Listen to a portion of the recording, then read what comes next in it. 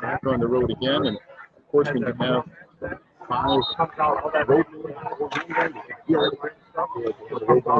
but the biggest problem is the bird is gone. You know, why so how far you're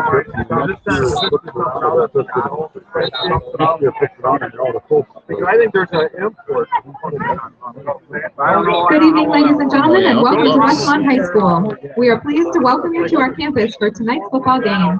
This game is being played according to the rules of the Illinois High School Association. These rules provide for fair competition among players. Spectators can promote good sportsmanship by observing the rules of fair play. Every person here tonight is requested to take personal responsibility for keeping this game at a high level of sportsmanship. Any unsportsmanlike acts during this evening's contest will result in immediate removal from the premises. For the safety of the players and the officials, please remain outside of the playing area. And please remember, here at Westmont and in the Interstate 8, sportsmanship, excellence, and attitude is for everyone. Also, ladies and gentlemen, balloons are now for sale. Balloons, which will be released at halftime in honor of Emily Wheeler, are for sale at the table near the concession stand. Balloons will be $2 a piece.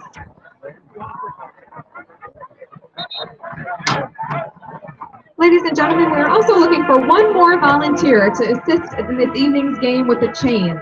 Ladies and gentlemen, we're looking for one more volunteer to assist in this evening's game with the chains. If you are available, please report to the track entrance at the north end of the field.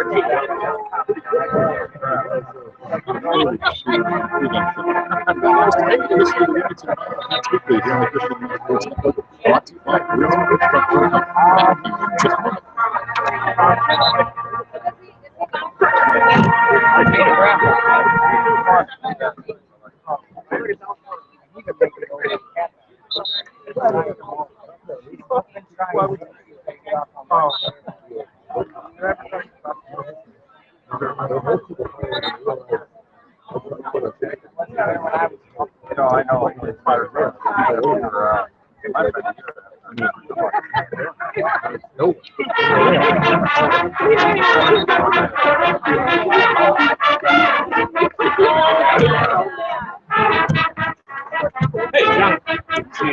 Nice to see you guys. How you doing? Hey, we're perfect. Good. This will work out just fine. Good. You guys don't do the thing anymore? You got the computer? Yep. Dial-in? Yep. Yeah, now we just do it all through this. Nice, So. yeah. All right, good to see you guys again. You too. So you guys go to that school? Alabama? Yeah. Yeah, I graduated from there. Oh, you did? Yep. I grew up in an Nazarene church. Oh, okay. Wenatchee, Washington. So Oh, everyone I went to school with, or everyone I grew up with, went to Northwest University now.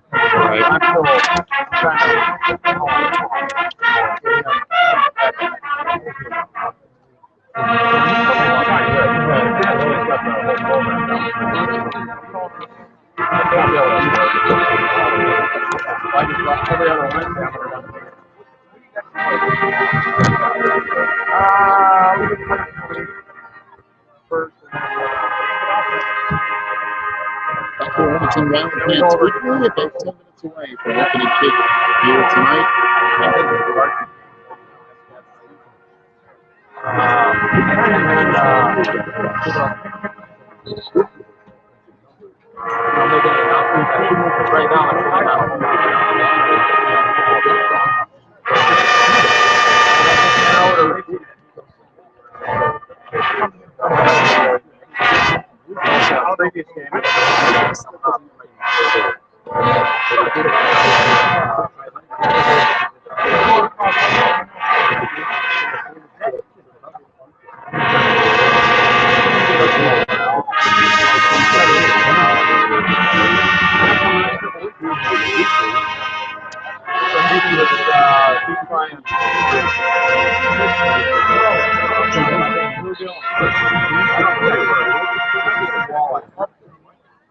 Yeah, and it's nice and a little like. No, where's he at?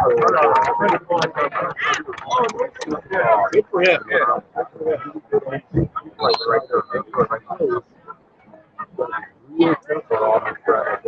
the polymer for it.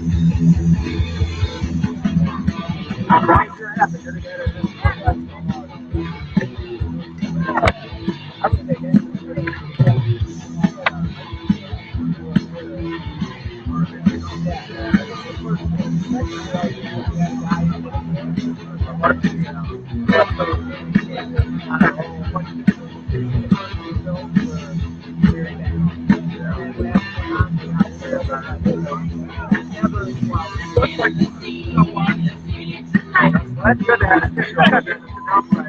I never know what to do.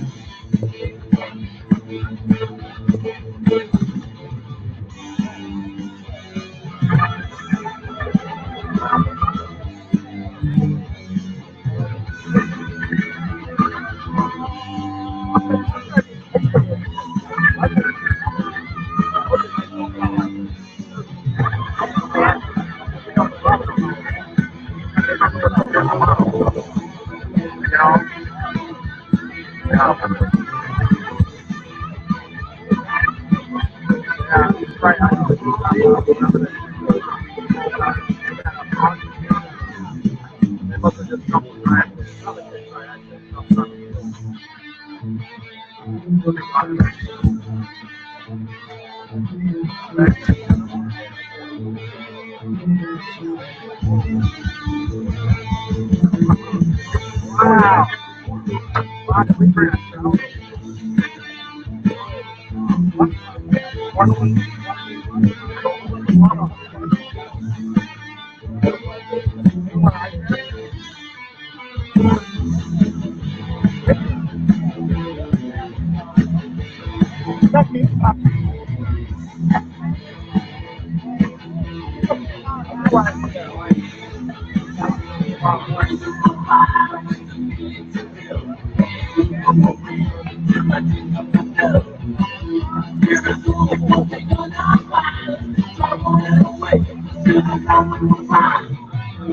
Only got like 2 or 3 listeners, but I think it's because it's so early. One of them probably heard, huh? It usually between about 8, 9, usually shoots up through the Yeah, roof. people be checking in. And they'll hear 50 to nothing.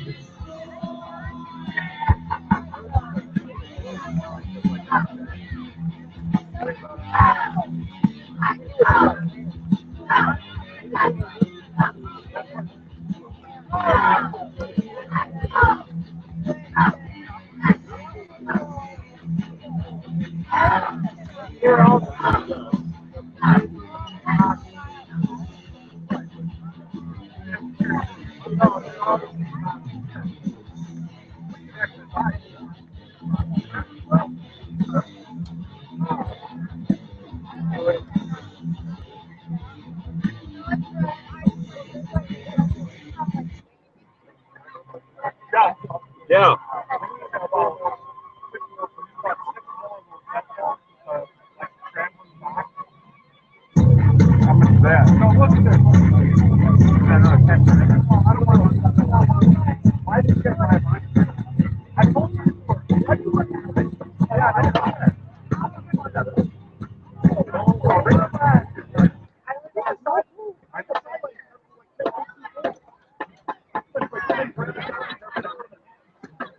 Good evening, football fans, and welcome to Westmont High School. At this time, please welcome the Westmont High School Sentinel Marching Band under the direction of Hank Vaughn, Assistant Director Jackie Fisher, and Brass Instructor Chris Lencioni. The 2014 Sentinel Marching Band is led on the field by drum majors Imogene Asa, Victoria Thomas, and Tom Cognetti.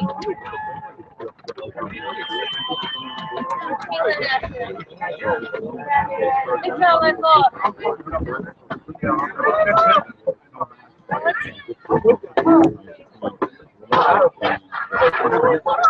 Ladies and gentlemen, we proudly present for your entertainment your 2014 Sentinel Marching Band.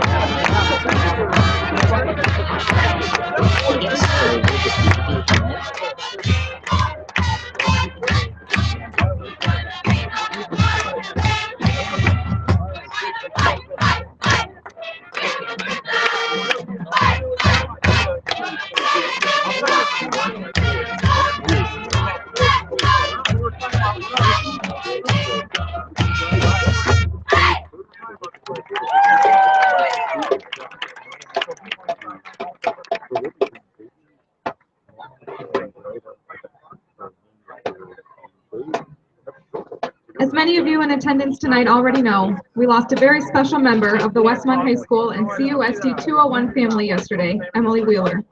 Bravery, perseverance, and diligence personified, Emily loved being a Westmont High School student. Let us honor her memory with a moment of silence.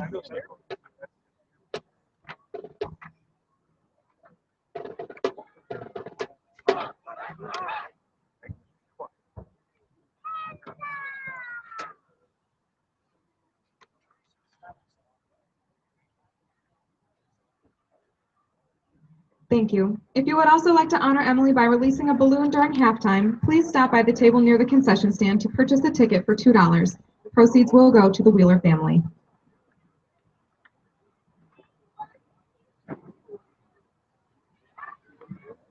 And now please rise, remove your hats, as we all face the north end zone for the playing of our national anthem.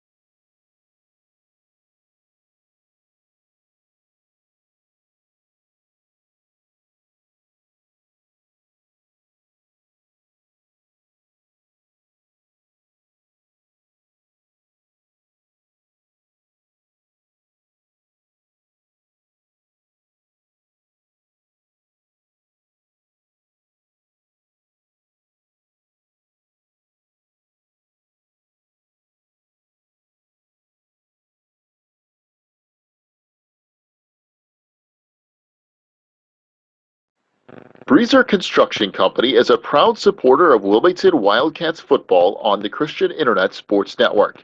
For over 30 years, Breezer Construction Company has led the way in providing quality construction to the industrial, utility, and pipeline industries. For more information on Breezer Construction Company, go to breezerconstruction.com. That's breezerconstruction.com or call 815-521-0900.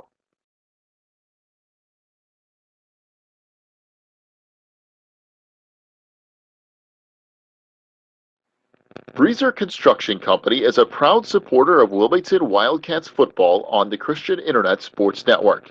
For over 30 years, Breezer Construction Company has led the way in providing quality construction to the industrial, utility, and pipeline industries. For more information on Breezer Construction Company, go to breezerconstruction.com. That's breezerconstruction.com or call 815-521-0900.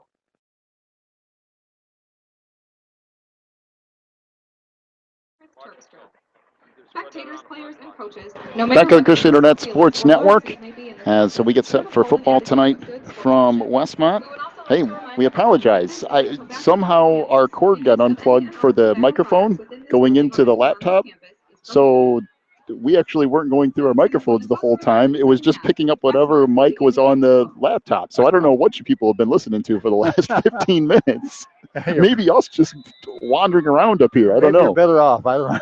Well, the only positive to that is that up to this point tonight, you really haven't missed. We've only had one or two listeners up until about 3 minutes ago, and about then was when I finally figured out that somehow somebody had unplugged one of our cords here. But I think, hopefully, knock on wood, if there is one around here, knock on aluminum, that we're all set and ready to go tonight. Actually, what we might do is run back Coach Rietz's pregame interview at halftime.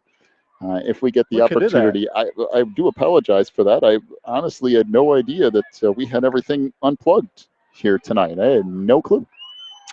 Well, we're all set for football here from Westmont as Wilmington has it teed up. Jacob Casillas kicking off right to left tonight. Westmont returning left to right as we sit atop these Westmont bleachers. That is Marquise Thomas back deep for the Sentinels at his own 5-yard line. Sentinels in their maroon jerseys, maroon helmets with gold numbers, letters, and trim. Wilmington in their all-white uniforms tonight with purple numbers, letters, and trim. This little pop-up kick to the far side. It bounces away from the up man and is finally down at the 32-yard line as Westmont finally covers it up. That was Adam Farrell on the recovery for Westmont. The Sentinels will have it 1st and 10 from their own 32-yard line. Westmont coming in at 2-2 on the year. Wilmington at 4-0. Should be an interesting. I'm looking forward to seeing what the Sentinels look like. They have really put up some numbers this year. An interesting one tonight. Trips receivers to the near side as Westmont will work out of the shotgun here. Handoff goes up the middle, breaking a couple of tackles as Quentin Brown up the far sideline, breaks about 3 tackles, and is finally shoved out of bounds at the 44-yard line. A gain of 12 and a Westmont first down. The Sentinels led tonight by 6'4", 195-pound junior Kyle Dolman as he'll call out the signals. Dolman joined in the backfield by Brown. Trips receivers to the near side, one to the far. First and 10 for Westmont from the 44, and that's almost intercepted by Austin Hedrick. He knocked it down, but had a pretty good chance at a pick 6 there. It was intended for Casper on the near sideline, basically a wide receiver screen, and Hedrick almost took that to the house. Yeah, he had that. He was sitting back waiting for that one. He just didn't quite hang on to it. You're right. If he'd have gathered that one in, there was nobody between him and 30 yards to pay dirt.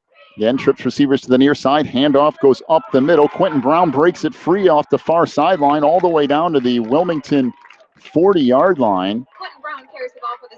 That's a gain of 16 yards and a Westmont first down. And Wilmington must stop the run because Quentin Brown is showing he can break some tackles. First and 10 for Westmont from the Wilmington 40-yard line. Out of the gun is Doman. He'll try to keep it this time. Breaks a couple of tackles himself. Picks up maybe a yard before he's finally stopped on the play by Gavin Hawks. Second and 9 upcoming for Westmont. Again, trips receivers to the near side. One to the far. Out of the gun is Kyle Doman. Drops back to pass. Fires near side. Has receiver wide open. Caught at the 20, 15, 10, 5. He should be out of bounds at the 3. But there's some broken coverage there as Demetrius Latsonis on the reception. He goes about 37 yards on the pass play, and Westmont knocking in the door, and they've gone right through this Wilmington defense. And I mean straight through them. This is the time you can't afford a slow start against a team that's really been hitting all cylinders. Dolman out of the gun, hands the ball up the middle to Quentin Brown. That didn't go anywhere. Be lucky if he got back to the original line of scrimmage, and I'm not sure he did. Now they're going to say line of scrimmage, second and goal from the 4-yard line officially, so that would make that previous pass play about 36 yards.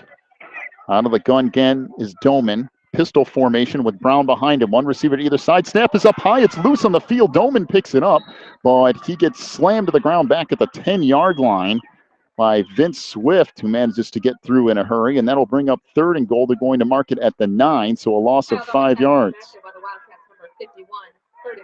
Well, we said in the pregame that you couldn't hear. Don't be surprised if Westmont gets up here early. 2 receivers to either side. Dolman drops back, fires a pass right side. Is it intercepted?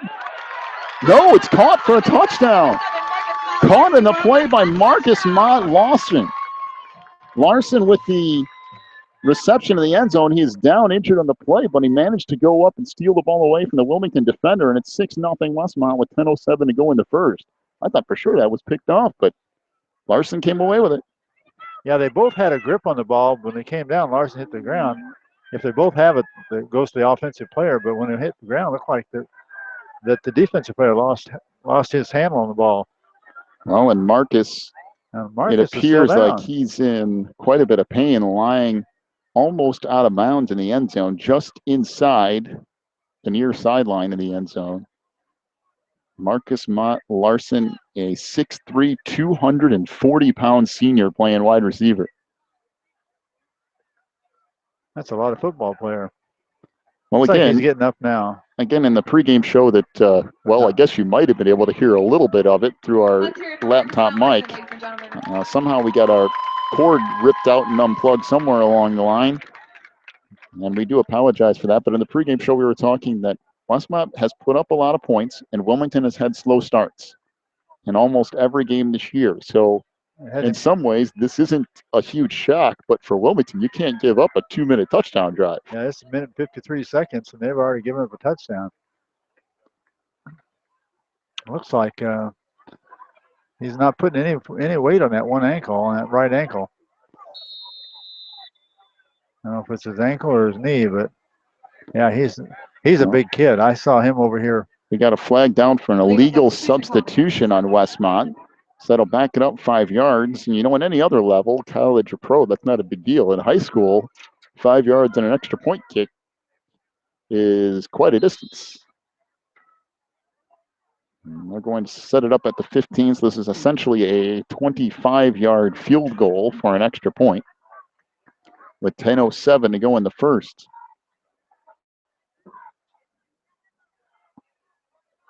Kick here is good. So that was Demetrius Latsonis with the extra point. Makes it 7-0 Westmont. 10:07 to go in the first. Take a break. Back with more of your first quarter in just a moment. You're listening to Wilmington Wildcats football on the Christian Internet Sports Network. ACN representative Pete Treby has a very simple way for you to save money on your monthly bills. All you have to do is go to Pete's website and fill out the free analysis form. Then Pete will show you a detailed way to save money on everything: wireless, satellite TV, high-speed internet, local and long distance, computer support, and coming soon, save money on energy. Go to the sponsors page on this website, click on ACN representative Pete Treby's link, fill out the free analysis form, and start saving money today.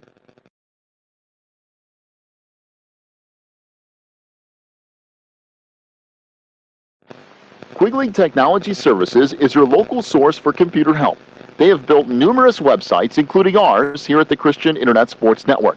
Quigley Technology Services also specializes in virus removal, so your computer will get back to full speed now. And you can trust them for first-class computer repair, including free local pickup and delivery, plus on-site service, including after hours. Contact Quigley Technology Services at 815-293-7844 or stop by at quigtech.com. That's QUIG-tech.com. 7-0 is the lead for Westmont over Wilmington. The Sentinels strike first as they go straight down the field and get a touchdown pass from Doman to Mott Larson. And Westmont leads at 7-0 with 10:07 to go in our opening quarter. Let's kick a short kick, bounces down to the 35, picked up there across the 40, 45, out to midfield, down to the Westmont 47-yard line. Goes the Wilmington return by Gavin Hawks. So Wilmington will start with the short field on their first drive of the night. Well, time to get to work. Once you've been hit in the side of the head by a sledgehammer, it's time to wake up and get on track again here. Boy, that was surprised. I didn't expect them to go through Wilmington's defense that easily. So 1st and 10 Cats from the 47-yard line of Westmont. Mason Southall under center, double wing here for Wilmington. Handoff, Hawkins right side, breaks a tackle inside the 40, down to the 38-yard line.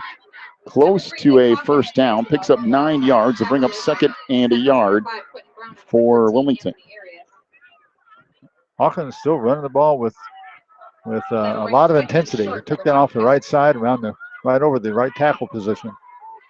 So 2nd and 1 upcoming for Wilmington here. Ball at the 38-yard line of Westmont.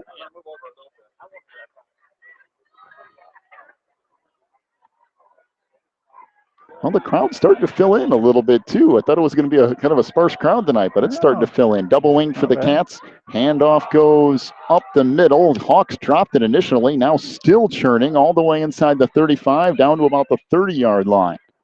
So a gain of 8 yards for Gavin Hawks and a Wilmington first down. Boy, at this rate, it's not going to take Wilmington very long to score. Well, they're able to move the ball with considerable ease so far. Neither defense playing particularly well in the early going, but both offenses are really shining. So 1st and 10 for the Cats from the 30-yard line of Westmont.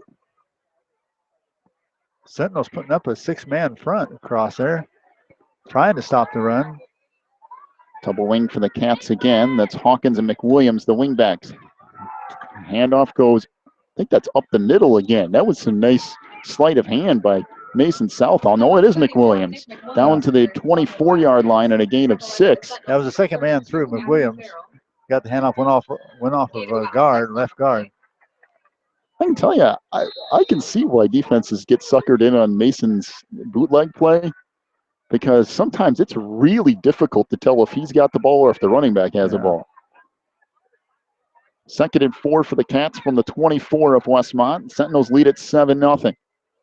Handoff Hawkins right side. Big hole inside the 20.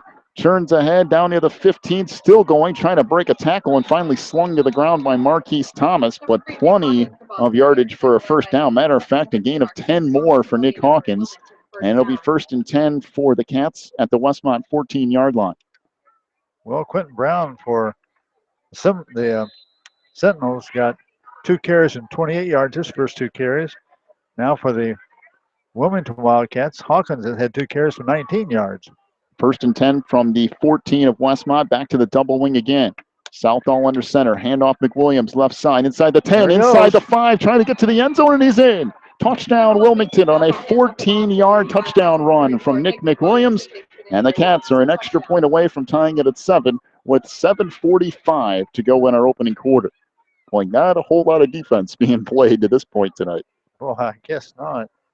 Let's see. It took Wilmington a little bit longer to score because they did it all on the ground. But not very much time. Let's see, 45, 8, 4, 2 minutes and 40 seconds worth or so. Casillas, his extra point attempt has plenty of distance, and it is good as well. 7:45 to go in the first. We're tied at 7 between Wilmington and Westmont. Take a break. Back in a moment. You're listening to Cats Football on the Christian Internet Sports Network. Teresa's Styling Salon in Wilmington is a casual, family-friendly salon that caters to people of all ages. Teresa's provides everything from haircuts to perms to manicures, and they can highlight or color your hair for that special look. Teresa's is located in the Southgate Plaza on Water Street in Wilmington. Call today for an appointment at 815-476-1955. That's 815-476-1955.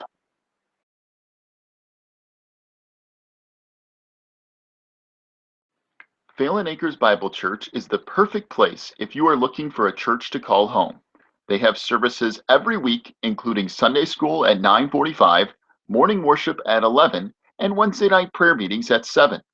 Phelan Acres Bible Church is located at 26009 Willow Lane in Wilmington, Illinois. And for more information, call 815-476-7818. That's 815-476-7818. Casillas with the kick, taken by one of the up man at the 20-yard line. That's Latsonis trying to come near side. Gets to the 30 and out to the 34-yard line before he's tackled by Joe Mann. Good return. Yeah, I got a 14-yard return. Pretty good speed. Demetrius Latsonis. So Westmont, hey, the Sentinels went straight down the field on their first offensive possession, and they did it both ways. They ran the football effectively. They passed the football effectively. They went straight down the field and scored a touchdown. We'll see what they do here. Trips receivers to the far side, one to the near. Doman out of the gun. Handoff comes right side. Big hole up the sideline comes Quentin Brown. Across the 40, down to the 35 of Wilmington before he's finally shoved out of bounds. And a big gain on first down. A gain of 32 yards for Quentin Brown. And timeout Wilmington.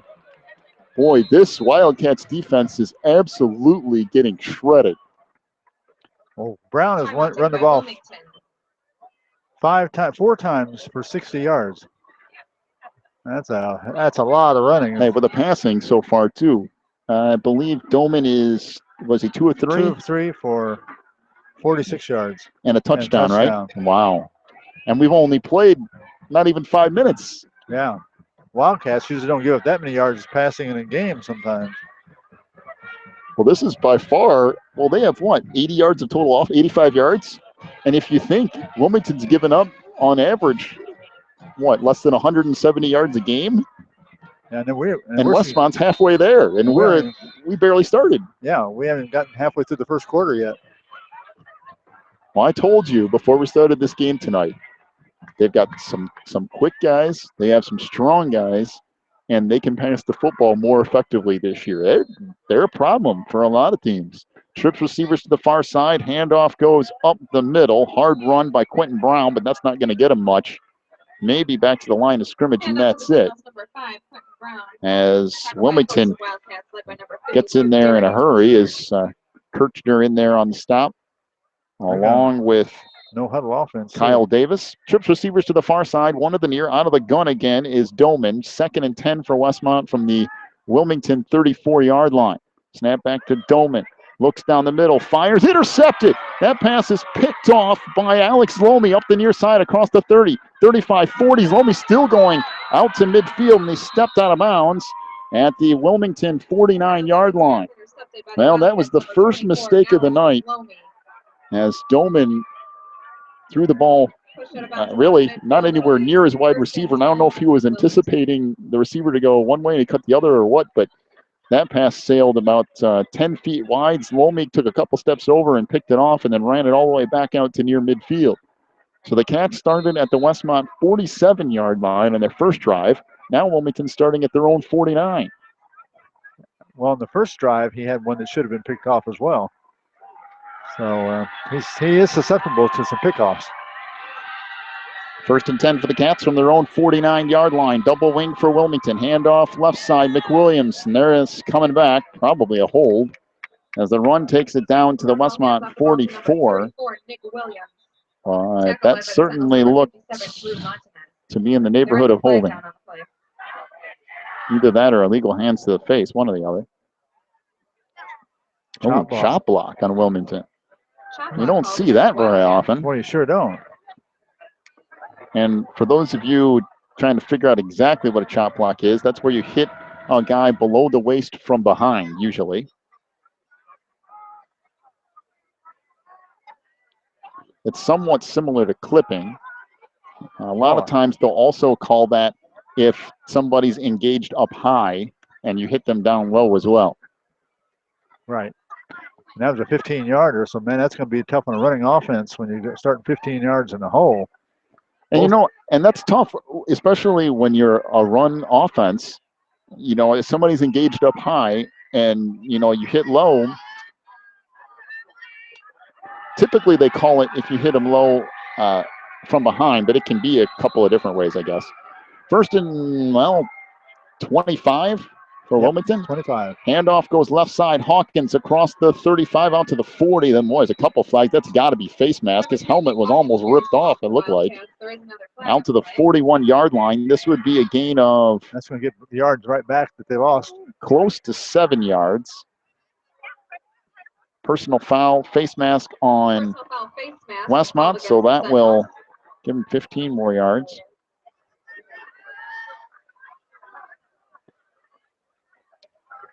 So what they lost before in the penalty, got back by that face mask call, and now they're going to have a first down on about the 44-yard line of Westmont. So the Cats get bailed out of a little bit of trouble here with that chop block, the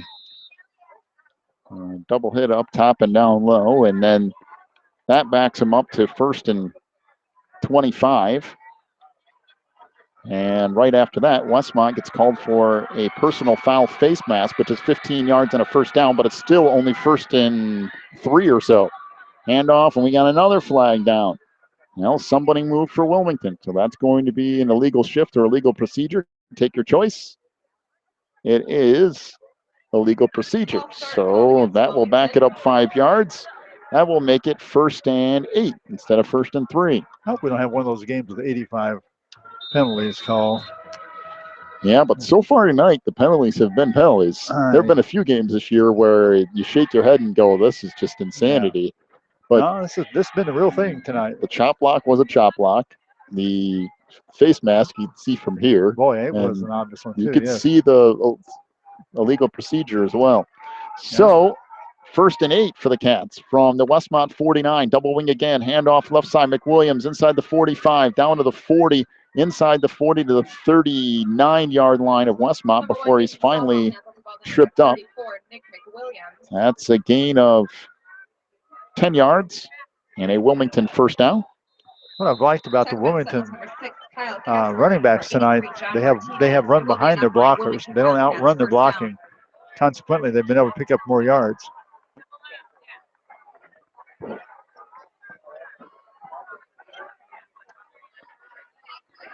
So 1st and 10 for Wilmington from the 39 of Westmont.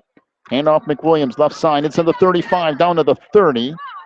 And gets tripped up there after a gain of 9. It'll bring up 2nd down and a yard.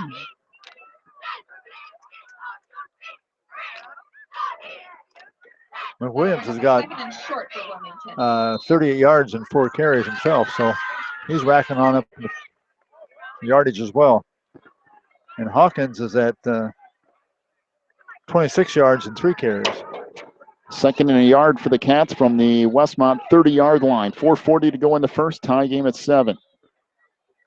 Handoff Hawkins right side. Breaks a tackle inside the 25. Breaks another tackle, turning to the 20, and finally slung to the ground there after a gain of 10 yards.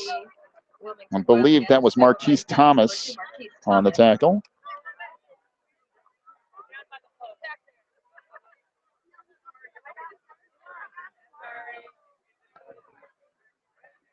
So 1st and 10 for Wilmington, just inside the 20, technically at the 19-yard line.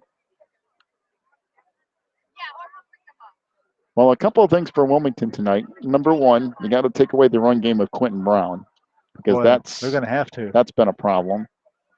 And you have to stay on your receivers. Can't get caught cheating. Cats on the offensive side, though, moving the ball just fine. Handoff right side. Hawkins breaks a tackle inside the 15, breaks another tackle. 10-5, touchdown Wilmington. Nick Hawkins on the carry. Boy, it looked like he was stopped a couple of times, but he goes in for a 19-yard touchdown run. The Cats lead at 13-7 with 3:59 to go in our opening quarter, and Jacob Casillas on for an extra point attempt. In the first couple of games in the year, Hawkins was like when he got hit, he went down. In the last 2 games now, he has refused to go down. He's just gotten stronger and stronger, and they're getting hands on him, and those hand tackles are not working. So snap back, Casillas on the kick.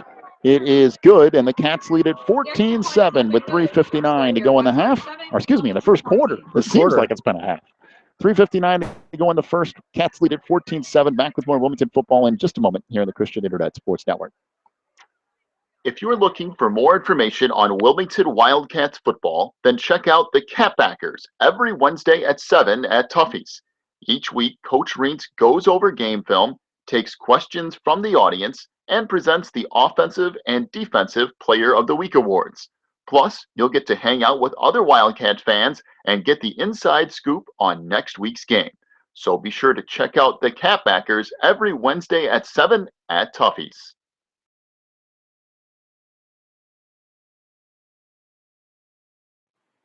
If you need something done around your house, chances are Beth's Busy Bees can get it done.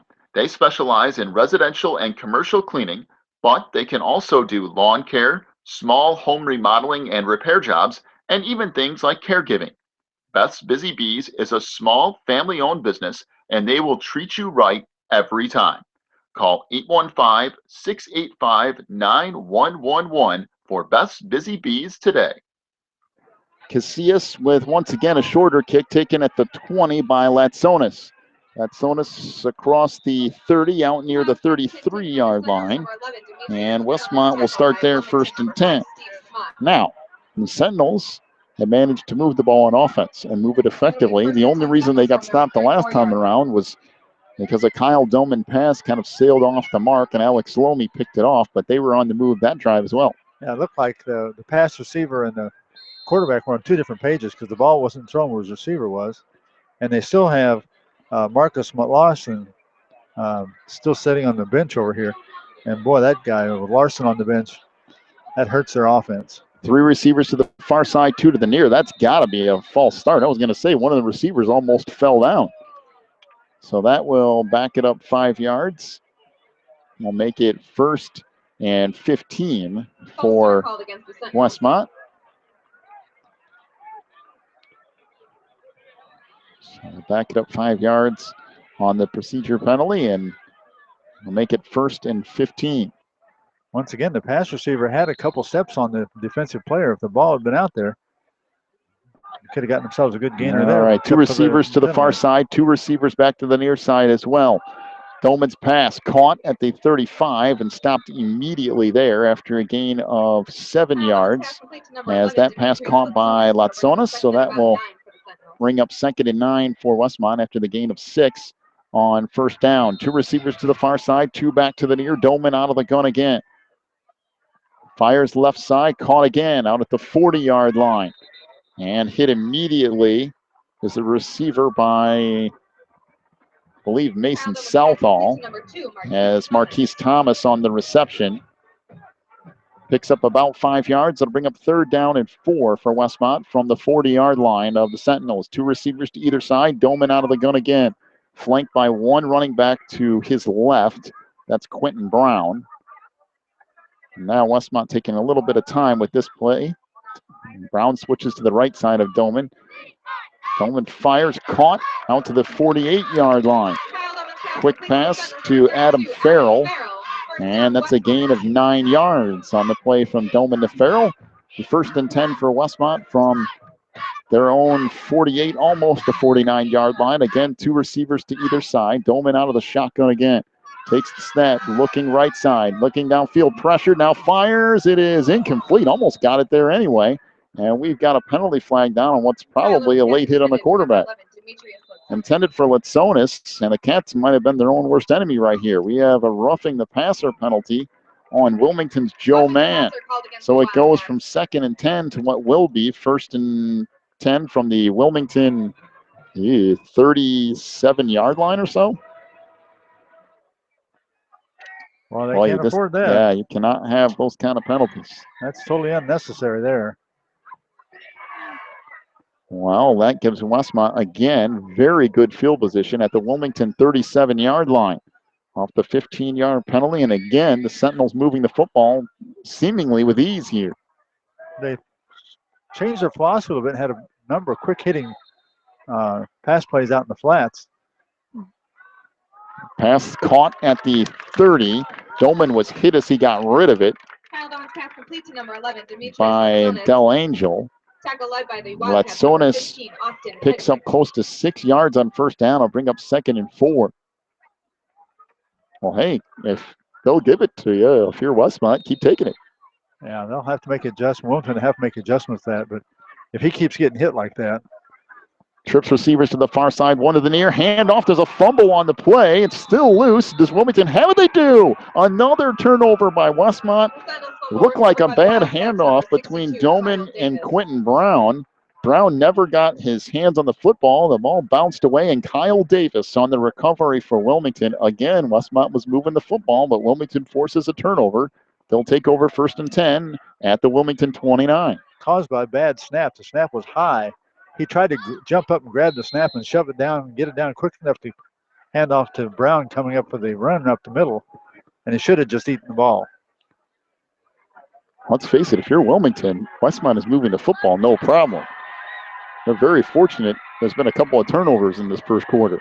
2:08 to go in the quarter, 14-7 Wilmington. Double wing, handoff Hawkins. Bounces off a tackler, bounces off another man, and ends up at the 33-yard line. Picks up about 4 yards on first down in what's a very tough run by Nick Hawkins. That's the shortest gain Wilmington's had tonight running the ball. Up to that time there, the shortest gain was 6 yards. Quentin Brown on the stop for Westmont. 1:42 to go in our opening quarter. 14-7 Wilmington, as Southall will bring him back up to the line again. Double wing for the Cats. McWilliams and Hawkins at wingbacks here, with handoff coming near side of McWilliams across the 35 out to the 40. Has a first down near the 41-yard line. Number 34, Nick McWilliams. Good run by McWilliams. Quentin Brown on the stop again. A gain of 7 and a Wilmington first down. But it will be enough for a Wilmington first down. Well, if Wilmington can keep from turning the ball over and run this like this the rest of the night, they're going to have it made. 1st and 10 Cats from their own 40-yard line. Double wing for Wilmington again, coming up on 1 minute to go in the first. 14-7 Wilmington. Handoff right side. Hawkins has a big hole across midfield. He could be gone to the 40, 30, 25, 20, down to the 10, and tackled at about the 7-yard line by Marquise Thomas. What a beautiful and what nice blocking downfield. He sealed off this right on the left side. He cut back, come left with it, and they cut across the backfield to try to run him down. A gain of 51 yards by Nick Hawkins. It'll be 1st and goal for the Cats. Ball just inside the 9-yard line, sitting at about the 8.5. Boy, what a job by Nick Hawkins. The right side, there was a little bit of a hole, but he saw the huge hole to the left, bounced it back to the left, and then took off. You know, he's got 110 yards so far in the first quarter. Yeah, that's a lot of yards.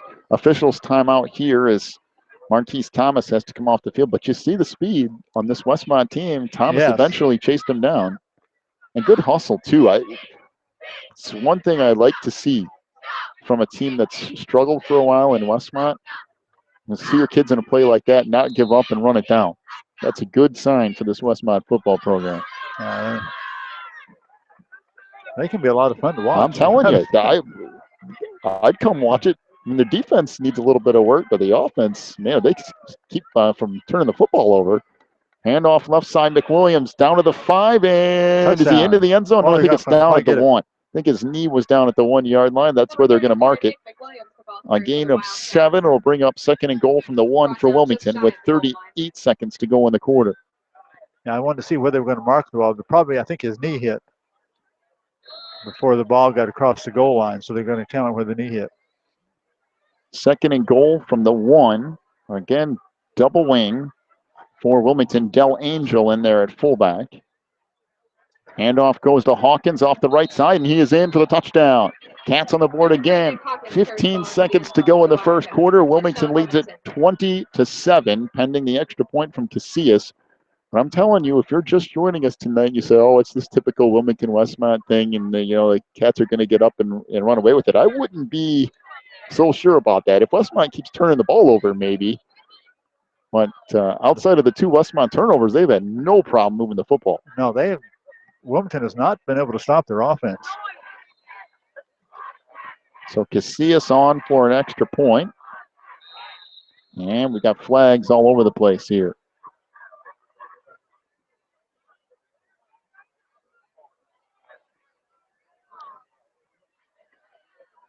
If it's on the defense, it looks like Wilmington might go for 2. Offsides on Westmont. I think the Cats are going to go for 2. They brought their offense back onto the field. Honestly, I think they could probably go for 2 from the 3-yard line. I do too. They haven't had a running play yet that hasn't been at least 4 yards. Well, the Cats are going to go for 2 from the Westmont 2-yard line after the offsides penalty. Well, except for the touchdown run of 1, but that's as far as he could go. So Hawks back in at fullback. Double wing again for Wilmington. Well, we got penalty flags down, so Wilmington will be kicking it. Oh, here we go. Give it right back Holy again. Cats. False start of Wilmington. So back it up 5 and bring the kicking team back on again. So Casillas will come back on to attempt the extra point. Boy, if you're Wilmington, right now it's not that big of a deal, some of these penalties, but if you do that, and the playoffs are a game that you really, really need, and you need a 2-point conversion. Yeah, they're going to have some tough games coming up. They're going to need to make sure they get these kinks out of their system, boy.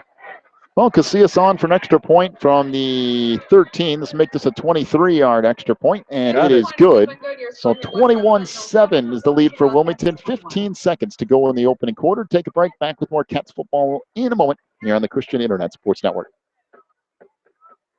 Warren's Collision Center is your hometown body shop specializing in top-of-the-line customer service. Warren's accepts all insurance companies, and they offer free estimates, certified technicians, and a lifetime written warranty. Plus, Warren's will set you up with a rental car while your vehicle is in the shop. So the next time you need work done on your vehicle, call my good friend Warren at 815-458-3300 or stop by Warren's Collision Center at 242 North Front Street in Braidwood. You can also check them out online at warrenscollision.com.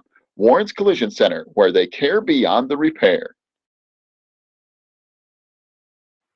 Breezer Construction Company is a proud supporter of Wilmington Wildcats football on the Christian Internet Sports Network.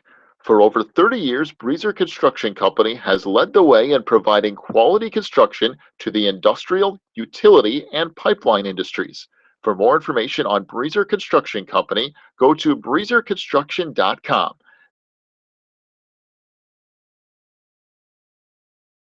Rolls out of bounds. The kick by Jacob Casillas kicks out of bounds inside, I believe, the 25-yard line of Westmont, but they'll bring it back out, assuming Westmont will accept the penalty, and I would think they would. To honor Emily Wheeler. Tickets are $2 a piece, and proceeds will go to the Wheeler family. By the way, I think my batteries just went kaput in my player. My player with the commercials on it. Well, I'll have to try to fix that in the meantime, too, I guess. Good thing you can work on that kind of stuff. 15.4 seconds left in the first quarter yet.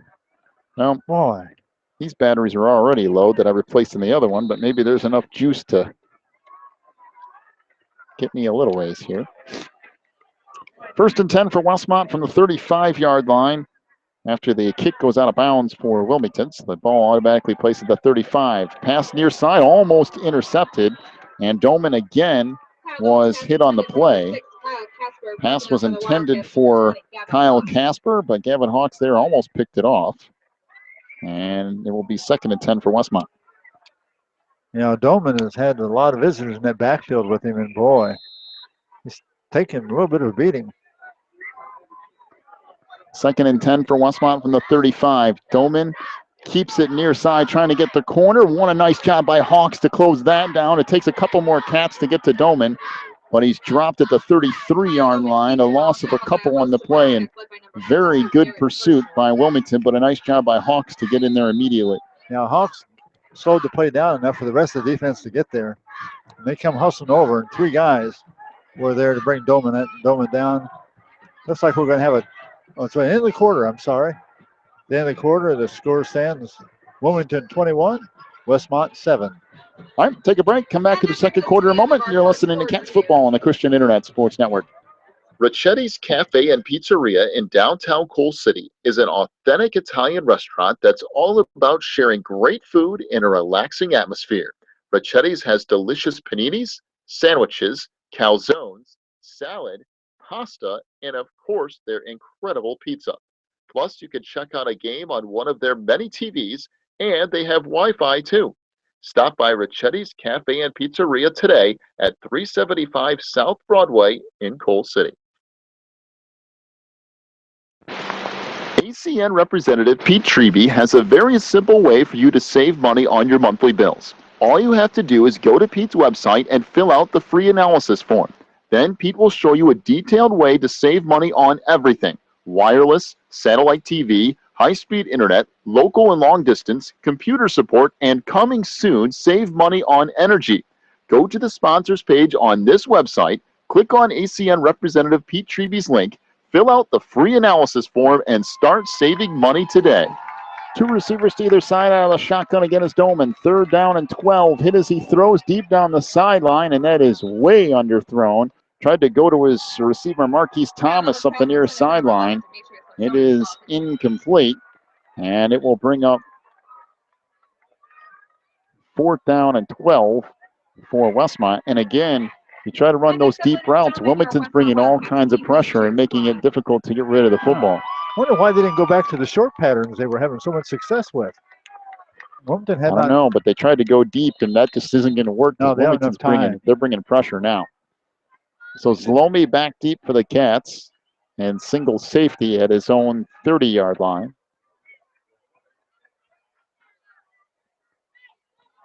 Line drive by Doman, bounces at the 40, kicks out of bounds, I believe at the 32 of Wilmington. Actually a pretty good kick by Doman. No return, and Wilmington will have to start from their own 32. It wasn't pretty, but he got the job done. Well, last time they got the ball in 29, before that 49, and before that Westmont 47. So this is their second poorest field position in the game thus far. Something different about this Westmont team this year, though. It just seems like they have more athletes. I don't know if it seems like they're playing harder or what, but it just seems like a little bit different, despite Wilmington being up by a couple touchdowns. Before, you didn't feel like they had that much on the field. Now they've got some good players. Uh-oh. There's a miscommunication there. Southall's going to be dropped. He managed to get back to the original line of scrimmage. I don't know what was supposed to happen there, but he went to hand off the ball, and there was nobody there. Yeah, he turned around. Nobody was there. He said, whoops, I got to get out of here. He tried to get back across the line of scrimmage, and he might have picked up 1 yard. So 2nd and 9 for Wilmington. It's amazing that he got a yard out of that. Yeah, it is.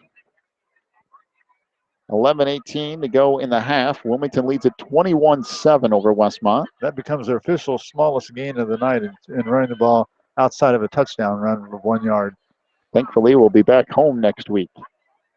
Boy, we haven't been home very much, have we? Double wing for the Cats here. Handoff to Hawkins right side. That hole closed in a hurry, but Nick manages to shove ahead across the 35-yard line, close to the 36.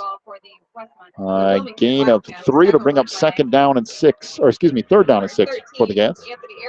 Now Westmont did some nice adjusting that time. The run closed in quickly behind the runner as the lineman slowed him down and pulled down him for only a 3-yard gain. 3rd down and 6 for Wilmington from the Wildcats 36-yard line. Again, double wing, Southall under center. Take the snap, drops back to pass, pressured from the backside, fires over the middle and incomplete. Intended for Hawkins, he had him, just overshot him. Had a little bit of pressure on his back shoulder, so Wilmington will be forced to punt on 4th and 6. Well, that blocker saved the day for him. Poor Southall was going to get nailed from behind.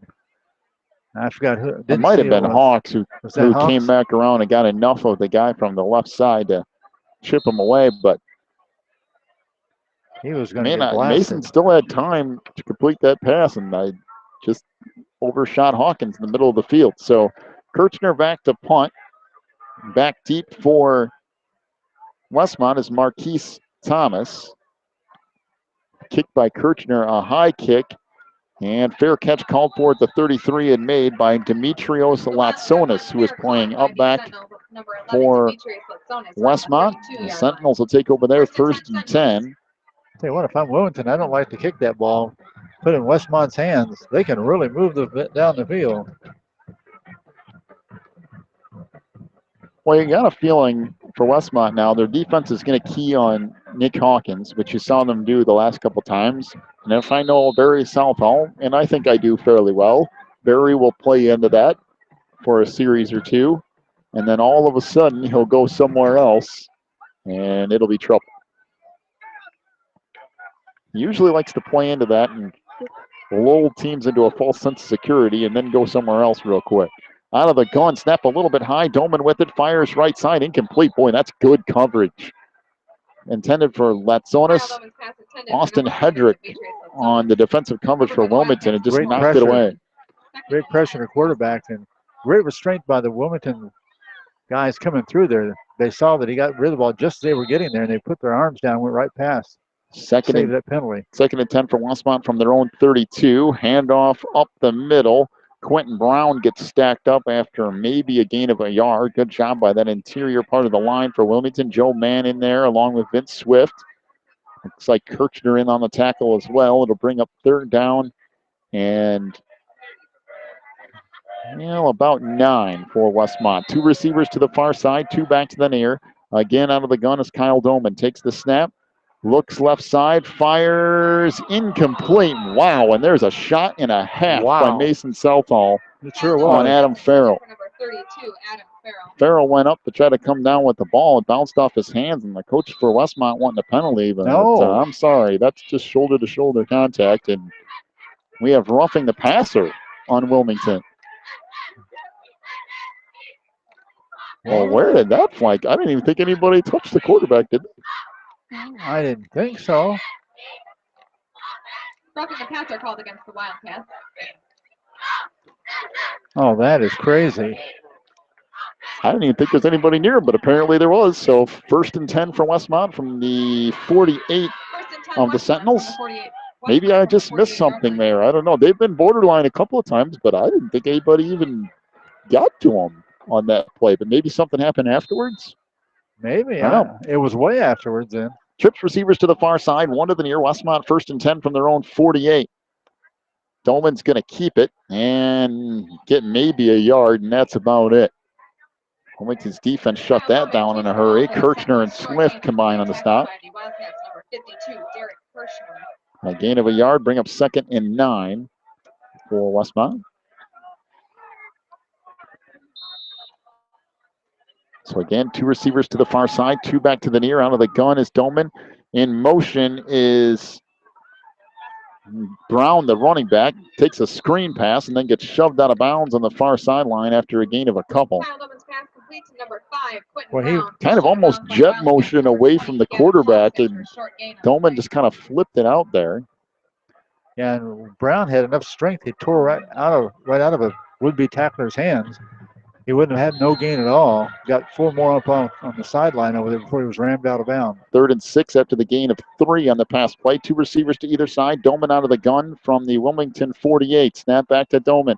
Gets pressured on the play. Looks deep down the near sideline. Overshot his intended receiver. As a matter of fact, the pass goes out of bounds. Good coverage by Southall on Marquise Thomas.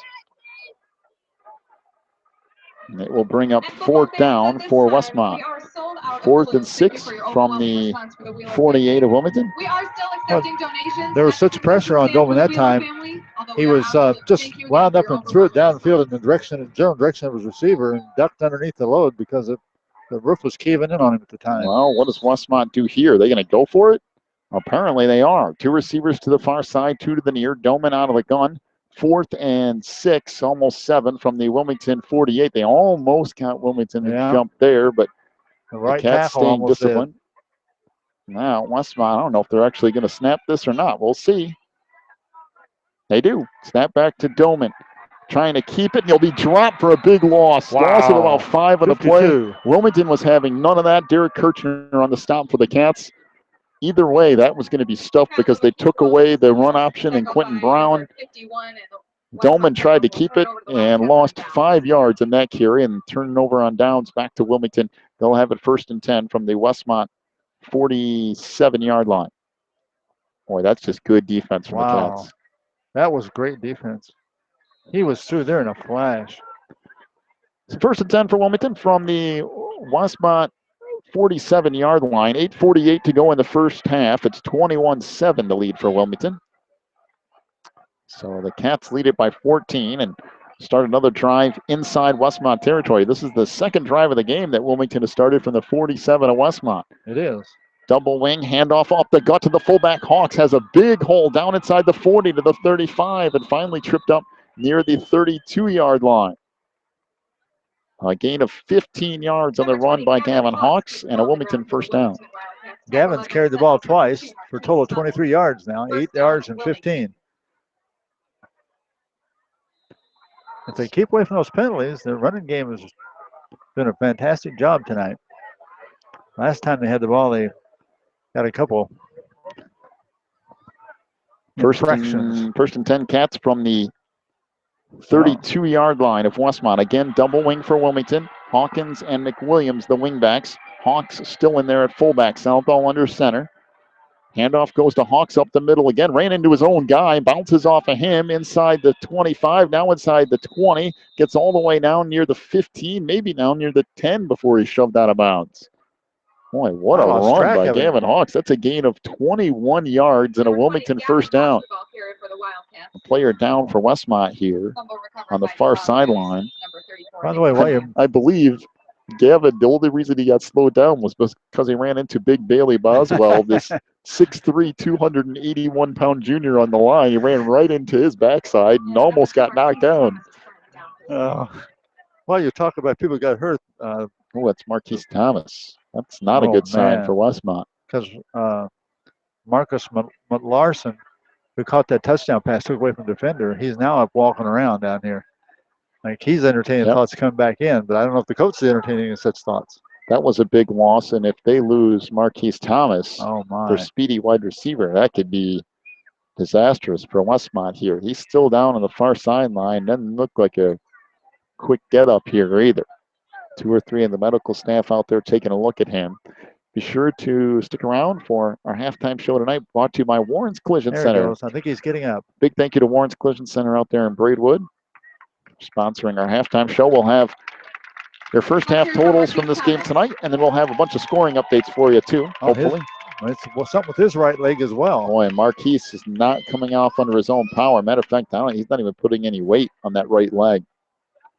That's very similar. Not a good sign for Westmont. It looks very similar to Marcus when he came out. This program already has fairly low numbers in the high school ranks, and they've lost 2 to injury here tonight, and 2 key players too. Boy, yeah, and 2 of them can really put yards up. Well, Marquise still not off the field, getting help on the near sideline. Slowly making his way toward the bench. 8:10 to go in the half. Wilmington leads at 21-7. They're knocking on the door again. First down and 10 from the 11 of Westmont. Back to the double wing. Handoff McWilliams left side. Boy, he got chopped down in a hurry. Boy, that's a nice play. Is that 32? I think that's Adam Farrell who shot through and make the stop. Boy, I think it was 32, but he shot through in a hurry and dropped McWilliams. So a gain of a yard to bring up 2nd and 9 for Wilmington. The Cats have attempted what? 1 pass tonight so far? Yes, an incomplete. There hasn't been much need of it. 2nd and they're going to call it technically 8 from the 9 of Westmont. Double wing for the Cats again. Handoff up the middle to the fullback. Down inside the 5 to about the 4-yard line. That's Delangel on the carry. Delangel back in there. Mason Delangel right up the gut. He picks up close to 5 yards. We'll call it 5, and it'll be 3rd down and a short 4. Good to see him back in there again. Yeah, Mason was out with an injury, and now he's limping on the sideline too. Oh, my. And the thing for the Cats is Mason Delangel is a very important part of that defense. Hawks back in there at fullback. McWilliams and Hawkins, the wingbacks here. Southall under center, 3rd down and 4. Drops back to pass, looking right side, rolling as a receiver, open the end zone, fires, caught, touchdown. Joe Mann on a 5-yard touchdown reception from Mason Southall. And the Cats lead it 27-7. Good job by Mason staying poised and just taking his time, not rushing the throw because he had all kinds of room to get the ball to Joe Mann and just kind of lofted it out there. You're absolutely right. He went back and he didn't know if he was going to cut loose or not.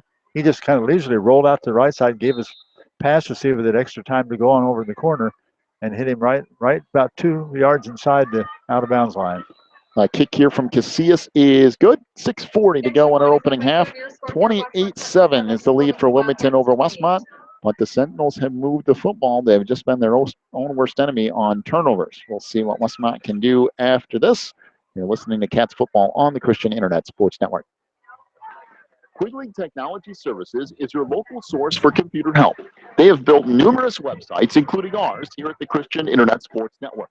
Quigley Technology Services also specializes in virus removal, so your computer will get back to full speed now.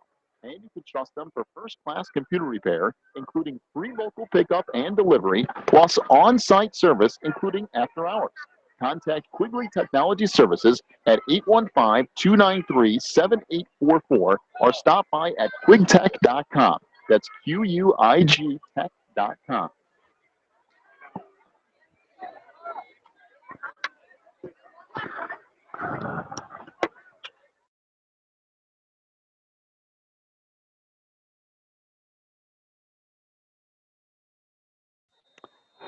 Casillas will have it teed up at the 40, kicking off left to right here. Short kick taken up at the 30-yard line.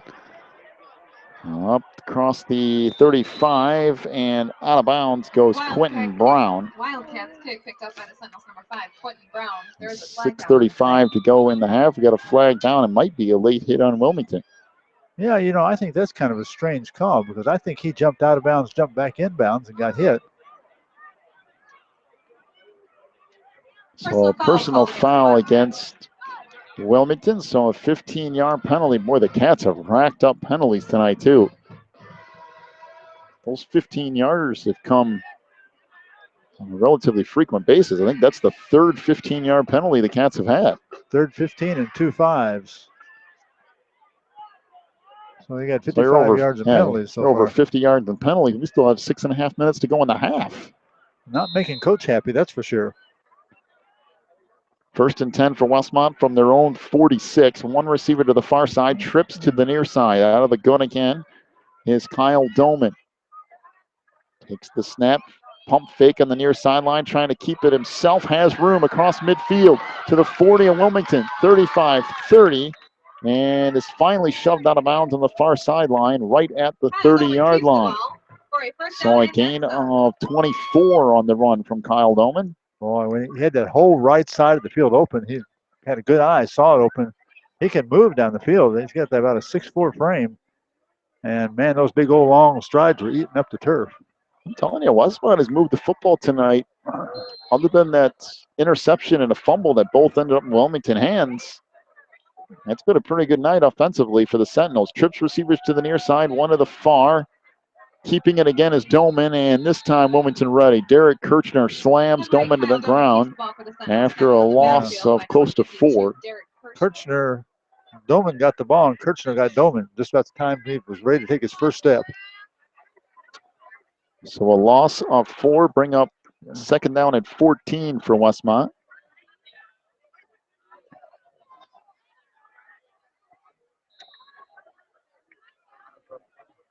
Two receivers to the far side, 2 back to the near. Out of the gun again is Doman. Takes the snap, looking left side, fires deep down the sideline, almost intercepted. The closest one to that was Mason Cellphone. It was I don't even know who he intended that for. It was way away from his receivers, and I think, boy, that's going to be a problem. Latsonis and Antons were the closest ones to that, but it kind of split the difference and wasn't near either one of them. So to bring up 3rd down and 14 for Westmont from the 34 of Wilmington, down to 5:41 to go in the half, and Wilmington leads at 28-7. 2 receivers to the far side, 2 back to the near. Doman out of the gun again, flanked by Brown to his left. Doman drops back, fires right side, caught down to the Wilmington 20. Good coverage in the play by Gavin Hawks, but that's close to another 1st down. It's caught by Kyle Casper, and it's 14 yards and a Westmont 1st down all the way to the Wilmington 20. Again, 2 receivers to either side. Out of the shotgun, Doman. Handoff up the middle. Fumble again. Out of the hands of Brown. It's loose. And wow, somehow Quentin Brown got that back. It was almost disaster again for Westmont. They're going to end up getting a little bit of plus yardage out of that too. Boy, that was close to disaster for Westmont as they were moving the football again, but Brown managed to somehow get it back. 2nd down and 3 for Westmont from the Wilmington 13. Doman's handoff goes right side to Quentin Brown. He's stacked up for maybe a gain of a yard. We'll bring up 3rd down and short for Westmont.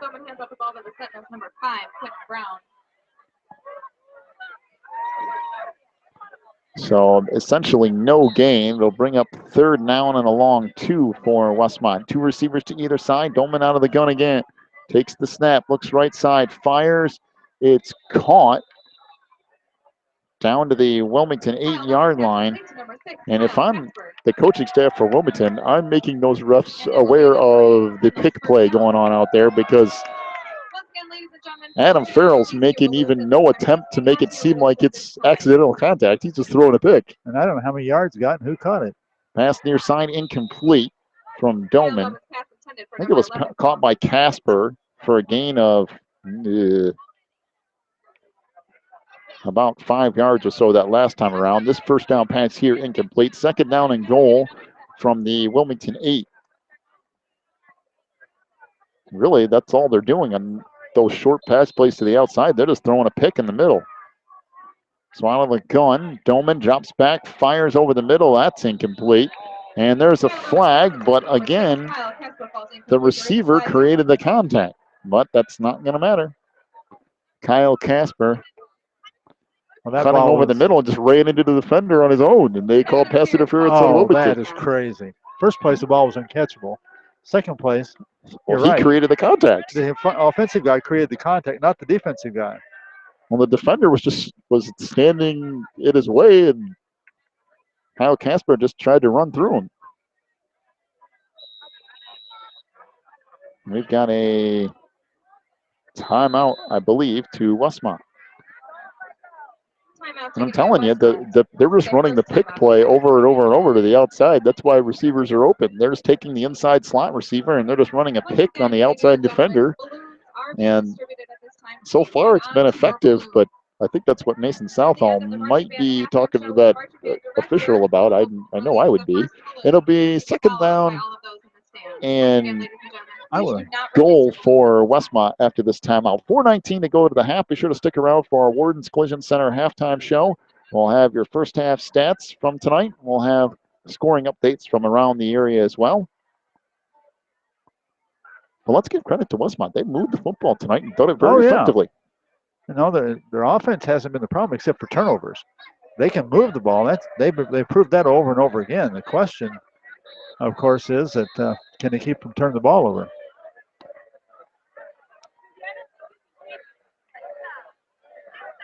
I would. And we got one scoring update so far tonight. We'll get a few more for you by the time we get halftime show rolling around. We'll have a Hersher Reed Custer score for you here in a little bit. They've got a bunch of balloons they're going to release at halftime here. $2 a piece. It goes to young lady Emily, who passed away yesterday, her family. And keeping it is Doman off the fake, and he is in for the touchdown. Doman faked the handoff to Quentin Brown, kept it on his own, and dove into the end zone and barely made it before his knee hit the ground, but he did make it in. Hawkins was there to try to make the stop, but Westmont an extra point away from getting to within 2 touchdowns. And again, you have to feel like if you're the Sentinels, if you didn't have those 2 turnovers, this could be potentially a tie game right now, or very close to it. Yeah, they've had no problem in moving the ball at all. And this kick is blocked. Boy, and that had no chance. I think it was Gavin Hawks who came up the middle and blocked the extra point from Latsonis. 4:13 to go in the half, 28-13 the lead for Wilmington. Take a break, come back with more Cats football in just a moment here on the Christian Internet Sports Network. Teresa's Styling Salon in Wilmington is a casual, family-friendly salon that caters to people of all ages. Teresa's provides to manicures, and they can highlight or color your hair for that special look. Teresa's is located in the Southgate Plaza on Water Street in Wilmington. Call today for an appointment at 815-476-1955. That's 815-476-1955. Well, I apologize for a little bit of our audio problems tonight with our commercial player. I don't know what's going on with that, but we're having a little bit of difficulties with it working correctly. So I will try to do a little bit of an emergency work on that and see if we can get that problem resolved. In the meantime, we'll get set to go back to football action here from Westmont. Well, I'm telling you, we've had one problem after another tonight. If it wasn't traffic getting here, it was problems getting connected to the internet. We finally got that resolved, and then somehow one of our cords got yanked out of our microphone plug-in for our mixer. We finally got that fixed. Then we had batteries go dead, got that fixed. Now the audio problems with our commercials are giving us fits. So off the kickoff return, Breimer returns it back out to the 22-yard line. That's where Wilmington will start 1st and 10 with 4:08 to go in the half. I don't think I've ever had this many things go south in a broadcast.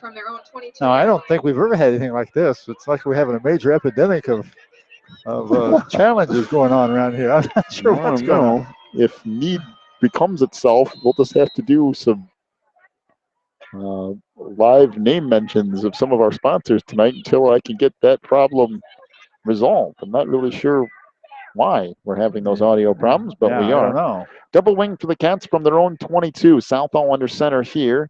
Handoff goes up the middle to the fullback, out to the 28-yard line goes Gavin Hawks. Boy, he has had himself a first half, that's for sure. So he picks up about 6 yards and bring up 2nd and 4 for Wilmington. Yeah, he's carried the ball 4 times. 50 yards. Ball on the Wilmington 28. Again, double wing for the Cats. Southall under center. Handoff again to the fullback Hawks. Breaks a couple of tackles across the 35. Out to the 37-yard line. A gain of close to 9. Be 1st and 10 for Wilmington from the 37. He's up at 59 yards.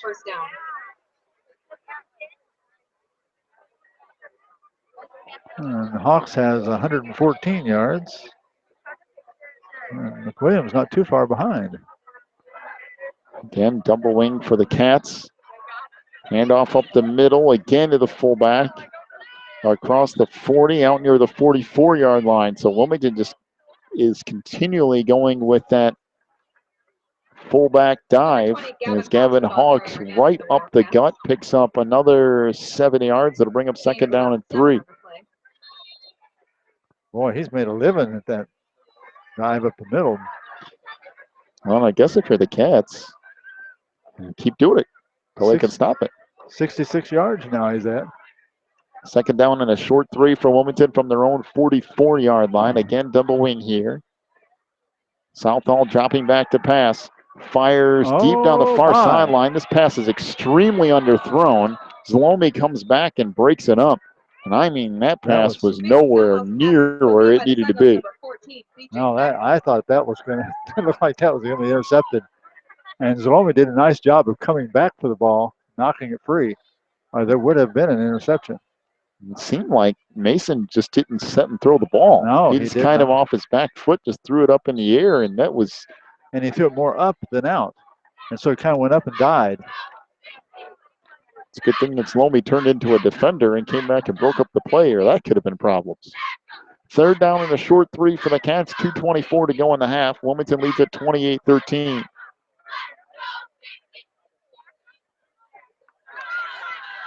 Pitch right side. Hawkins across midfield. Churning ahead down to the 48 of Westmont. Number 3, Nick Hawkins carries the ball for the Wildcats. Not a big guy, but he sure runs hard. Gain of 8 yards for Hawkins down to the 48 of Westmont. They've given Hawkins a little breather for a while. He ran real hard for a long time. Then he had 2 runs in a row, 1 of 3 and one of 1 yard. They let him rest for a while. Now they brought him back for another 8-yard gainer. Well, and if you're Wilmington, you might want to pick up the pace a little bit here. That's true. Well, now they spread things out. 2 receivers to the far side, 1 to the near. Southall under center. Mason takes the snap, handoff to the fullback Hawks, and he slipped and fell to the ground. Partially tackled by Quentin Brown, but the slip assisted on that. A gain of a yard to bring up 2nd down and 9. Now, Wilmington doesn't appear to be in any too big of a hurry here. We have 2 timeouts left. It's down to 1.5 minutes and counting. Wilmington leads at 28-13. I guess I'll see if they get a first down. If they get a first down, then they might go for something. But they're taking a long time. They're at the 47 of Westmont. So 2 receivers again to the far side. That's Hawkins as the slot receivers. Lomi all the way outside. Snap back to Southall. Looking right side, fires, wow, and that should have been a gift pick 6. There was no one out there. BJ Alzakam was out in coverage for Westmont and hit him in the chest, and he could have walked into the end zone. And who in the world was he throwing the ball to? I'm guessing somebody was supposed to cut that route to the outside that did not, because both receivers went deeper up the sideline, and Southall threw a short pass. The only problem was there was no receiver there for it. Yeah, I don't know what in the world happened. There was some miscommunication there of some sort, because there was not a white jersey anywhere in the vicinity. I mean, it hit Alzakam right in the chest. I think he was probably I think he was so surprised. Yeah. Double wing again for the Cats, 3rd down and 9 from the Westmont 47. Double handoff. McWilliams has a hole inside the 40. Boy, he's got tons of room. McWilliams to the 20, to the 10, 5, Touchdown! He waited for his blocker. Come up and get him that block and made it count. The double handoff from Hawkins to McWilliams, and they pulled the double handoff out of the bag right when they needed it. There was no one on that half of the field for Westmont, and it's 34-13 Wilmington. Well, I tell you what, that caught everybody flat-footed.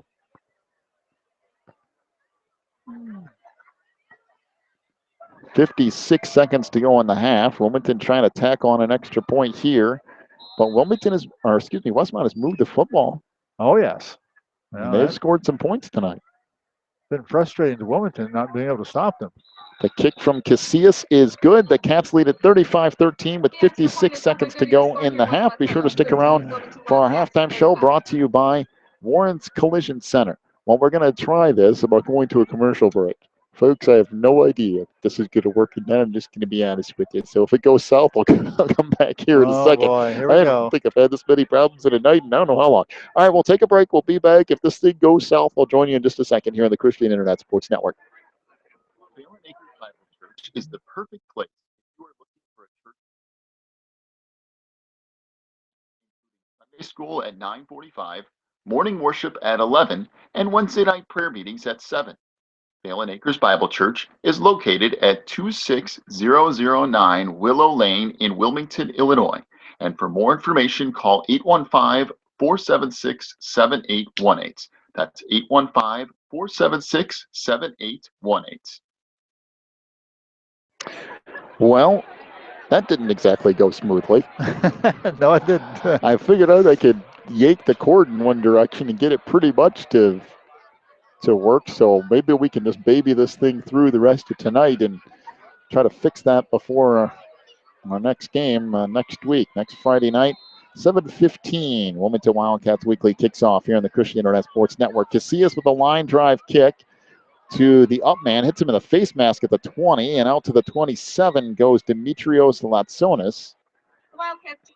And Westmont has 52 seconds to do something here in the first half. Wilmington leads at 35-13. You can't say there hasn't been action in this half, though.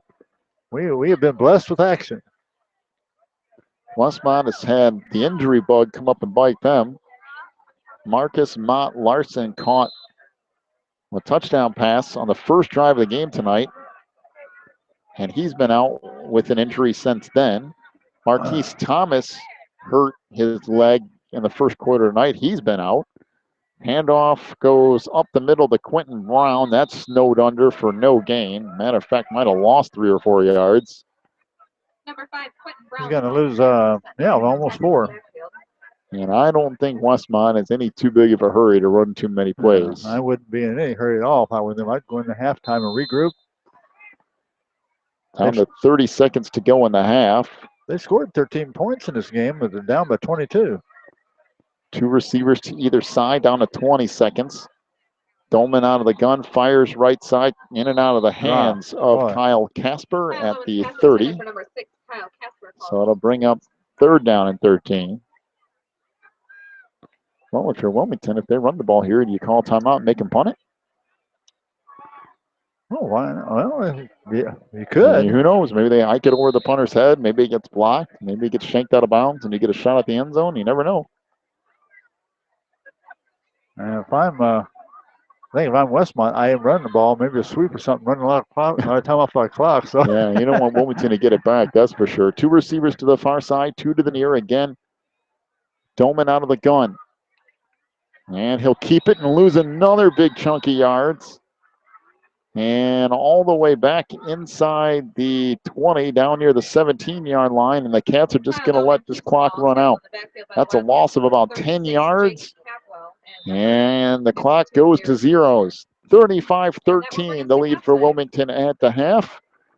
We'll take a break, come back, get Warren's Collision Center's halftime show underway. Hopefully, just bear with us tonight, folks. I know the commercials are kind of cutting in and out, and we're doing our best to fix that problem on the run.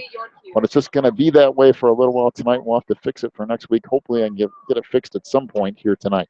We'll take a break. We'll give you your first half totals in a moment. This is the Warren's Collision Center halftime show. The Cats lead at 35-13. Back in a moment on the Christian Internet Sports Network. If you're looking for more information on Wilmington Wildcats football, then check out the Catbackers every Wednesday at 7 at Tuffy's. Each week, Coach Reentz goes over game film, takes questions from the audience, and presents the Offensive and Defensive Player of the Week awards. Plus, you'll get to hang out with other Wildcat fans and get the inside scoop on next week's game. So be sure to check out the Catbackers every Wednesday at 7 at Tuffy's.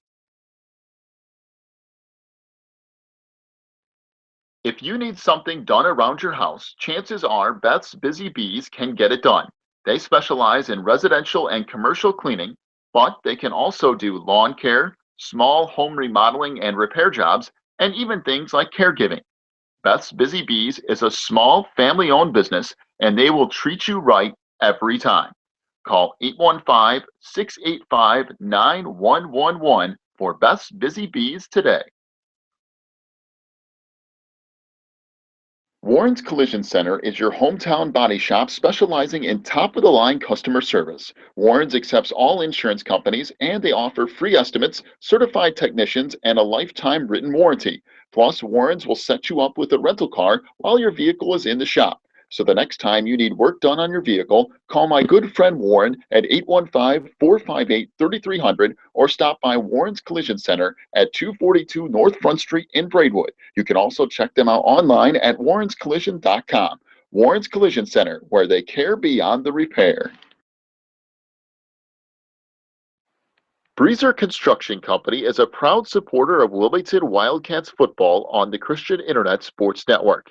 For over 30 years, Breezer Construction Company has led the way in providing quality construction to the industrial, utility, and pipeline industries.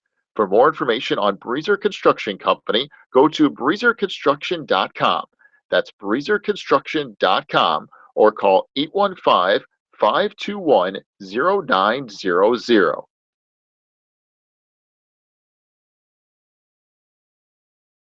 Ricchetti's Cafe and Pizzeria in downtown Coal City is an authentic Italian restaurant that's all about sharing great food in a relaxing atmosphere. Ricchetti's has delicious paninis, sandwiches, calzones, salad, pasta, and of course their incredible pizza. Plus, you can check out a game on one of their many TVs, and they have Wi-Fi too. Stop by Ricchetti's Cafe and Pizzeria today at 375 South Broadway in Coal City. ACN Representative Pete Treby has a very simple way for you to save money on your monthly bills. All you have to do is go to Pete's website and fill out the free analysis form. Then Pete will show you a detailed way to save money on everything: wireless, satellite TV, high-speed internet, local and long distance, computer support, and coming soon, save money on energy. Go to the sponsors page on this website, click on ACN Representative Pete Treby's link, fill out the free analysis form, and start saving money today. Back here on the Warren's Collision Center halftime show on the Christian Internet Sports Network. The Cats lead at 35-13 over Westmont. We've got a whole bunch of scoring updates to get to for you. I know since our pregame show was a little wacky tonight, somehow we got the cord unplugged, and half of you didn't hear any of the, actually all of you didn't hear the pregame show tonight, because we had a little bit of an issue with our microphone not being plugged in. Somebody unplugged it. So we're going to have our interview with Coach Reentz, our pregame interview here in just a few minutes in the halftime show, especially since it's a longer halftime show tonight.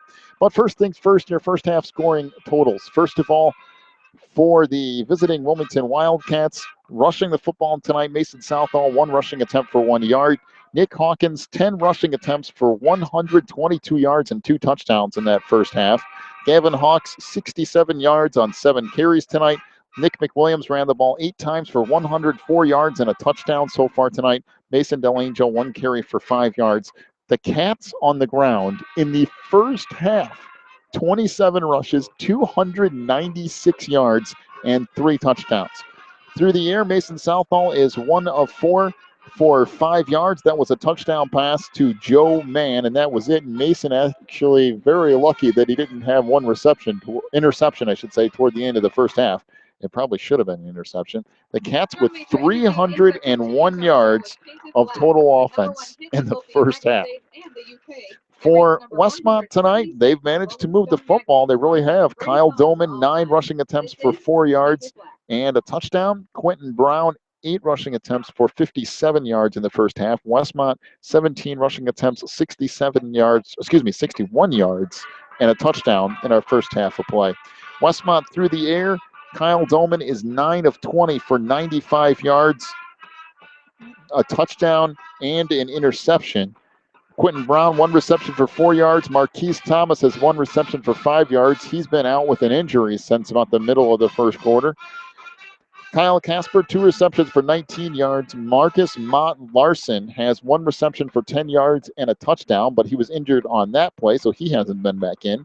Demetrius Latsonis, 3 receptions for 48 yards tonight, and Adam Farrell, 1 reception for 9 yards.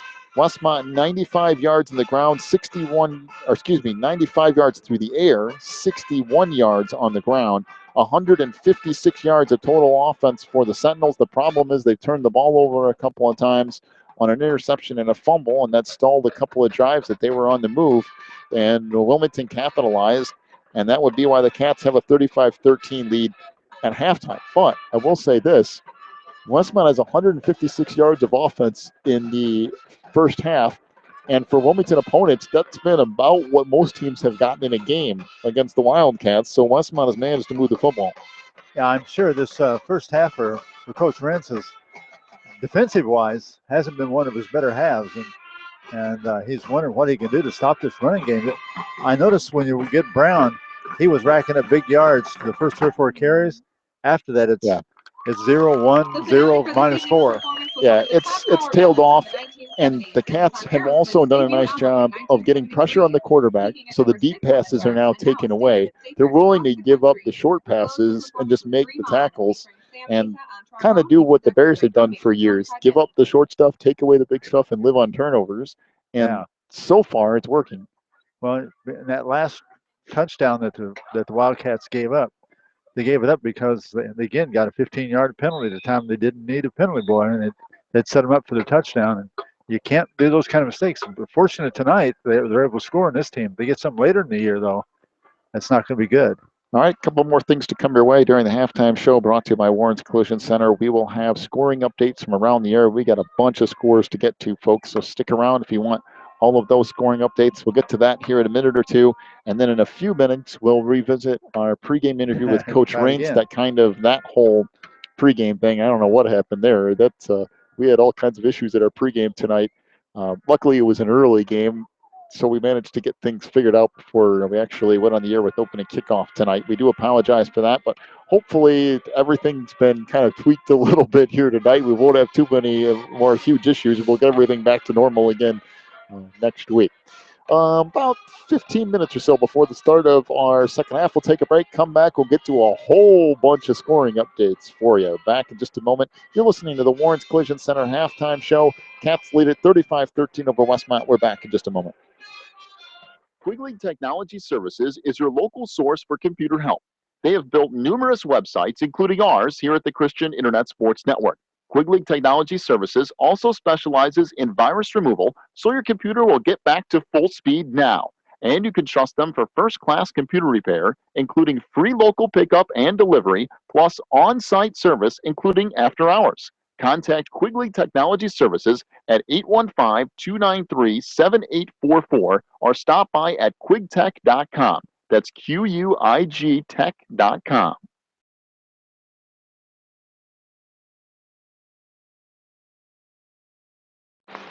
Teresa's Styling Salon in Wilmington is a casual, family-friendly salon that caters to people of all ages. Teresa's provides everything from haircuts to perms to manicures, and they can highlight or color your hair for that special look. Teresa's is located in the Southgate Plaza on Water Street in Wilmington. Call today for an appointment at 815-476-1955. That's 815-476-1955. Phelan Acres Bible Church is the perfect place if you are looking for a church to call home. They have services every week, including Sunday school at 9:45, morning worship at 11, and Wednesday night prayer meetings at 7. Phelan Acres Bible Church is located at 26009 Willow Lane in Wilmington, Illinois. And for more information, call 815-476-7818. That's 815-476-7818. Back here in the Warrens Collision Center halftime show as Wilmington leads at 35-13 over Westmont tonight. Some scoring updates from around the area. First of all, Herscher leads Reed Custer 14-0. That's at the end of the first quarter. So Herscher a 14-0 leader over Reed Custer at the end of the first. Coal City a 14-0 lead on Sandwich in the first quarter with 1:44 to go in the first quarter. So Coal City a 14-0 lead on Sandwich. Plano up 14-0 on Streeter. That's 2:14 to go in the first. Matter of fact, let's just take a quick break. We'll be back here in just a moment. We'll give you the rest of the scoring updates in a second. If you're looking for more information on Wilmington Wildcats football, then check out the Catbackers every Wednesday at 7 at Tuffy's. Each week, Coach Reentz goes over game film, takes questions from the audience, and presents the Offensive and Defensive Player of the Week awards. Plus, you'll get to hang out with other Wildcat fans and get the inside scoop on next week's game. So be sure to check out the Catbackers every Wednesday at 7 at Tuffy's. If you need something done around your house, chances are Beth's Busy Bees can get it done. They specialize in residential and commercial cleaning, but they can also do lawn care, small home remodeling and repair jobs, and even things like caregiving. Beth's Busy Bees is a small family-owned business, and they will treat you right every time. Call 815-685-9111 for Beth's Busy Bees today. Warren's Collision Center is your hometown body shop specializing in top-of-the-line customer service. Warren's accepts all insurance companies, and they offer free estimates, certified technicians, and a lifetime written warranty. Plus, Warren's will set you up with a rental car while your vehicle is in the shop. So the next time you need work done on your vehicle, call my good friend Warren at 815-458-3300 or stop by Warren's Collision Center at 242 North Front Street in Braidwood. You can also check them out online at warrenscollision.com. Warren's Collision Center, where they care beyond the repair.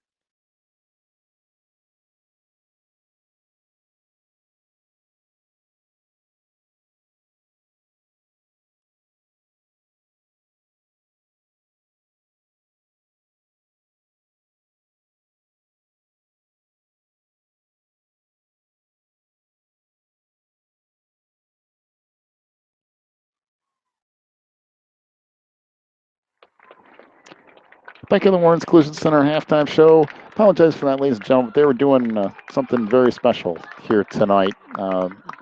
Young lady in the junior high passed away this year as a result, I think, of cancer. And they were doing remembrance of her tonight, letting some balloons go. And they were playing Amazing Grace, and everybody in the crowd was just kind of being quiet. So it seemed like the appropriate thing to do was to take a break there and let them kind of have their moment here tonight. So the rest of your scoring updates from around the area.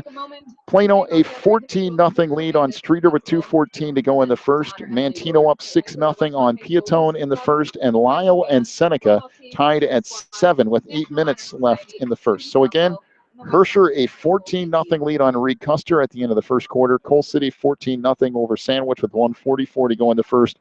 Plano 14-0 over Streeter with 2:14 in the first. 6-0 Mantino over Piatone in the first, and Lyle and Seneca tied at 7 with 8 minutes left in the first. Some other scores from around the area. Providence up on St. Rita 14-7. JCA is scoreless. Oswego East a 6-0 lead on Plainfield South. Plainfield East and Plainfield North are tied at 7 tonight. Oswego a 14-6 lead over Romeoville. Homewood Flossmoor leads Lincoln Way East 20-0.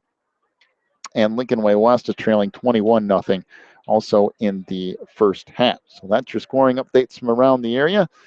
We'll play our interview here with Coach Reentz. Actually, they might just go ahead and start the second half. And if that's the case, we're not going to play our interview with Coach Reentz. There's still about 8 minutes to go before the start of the second half if they go by what's on the scoreboard, but I don't think they are. I think they're just going to say, they're going to both coaches and saying, hey, halftime's over. Can we just go ahead and get this thing started? And I don't think anybody's going to be against that. I don't think so either.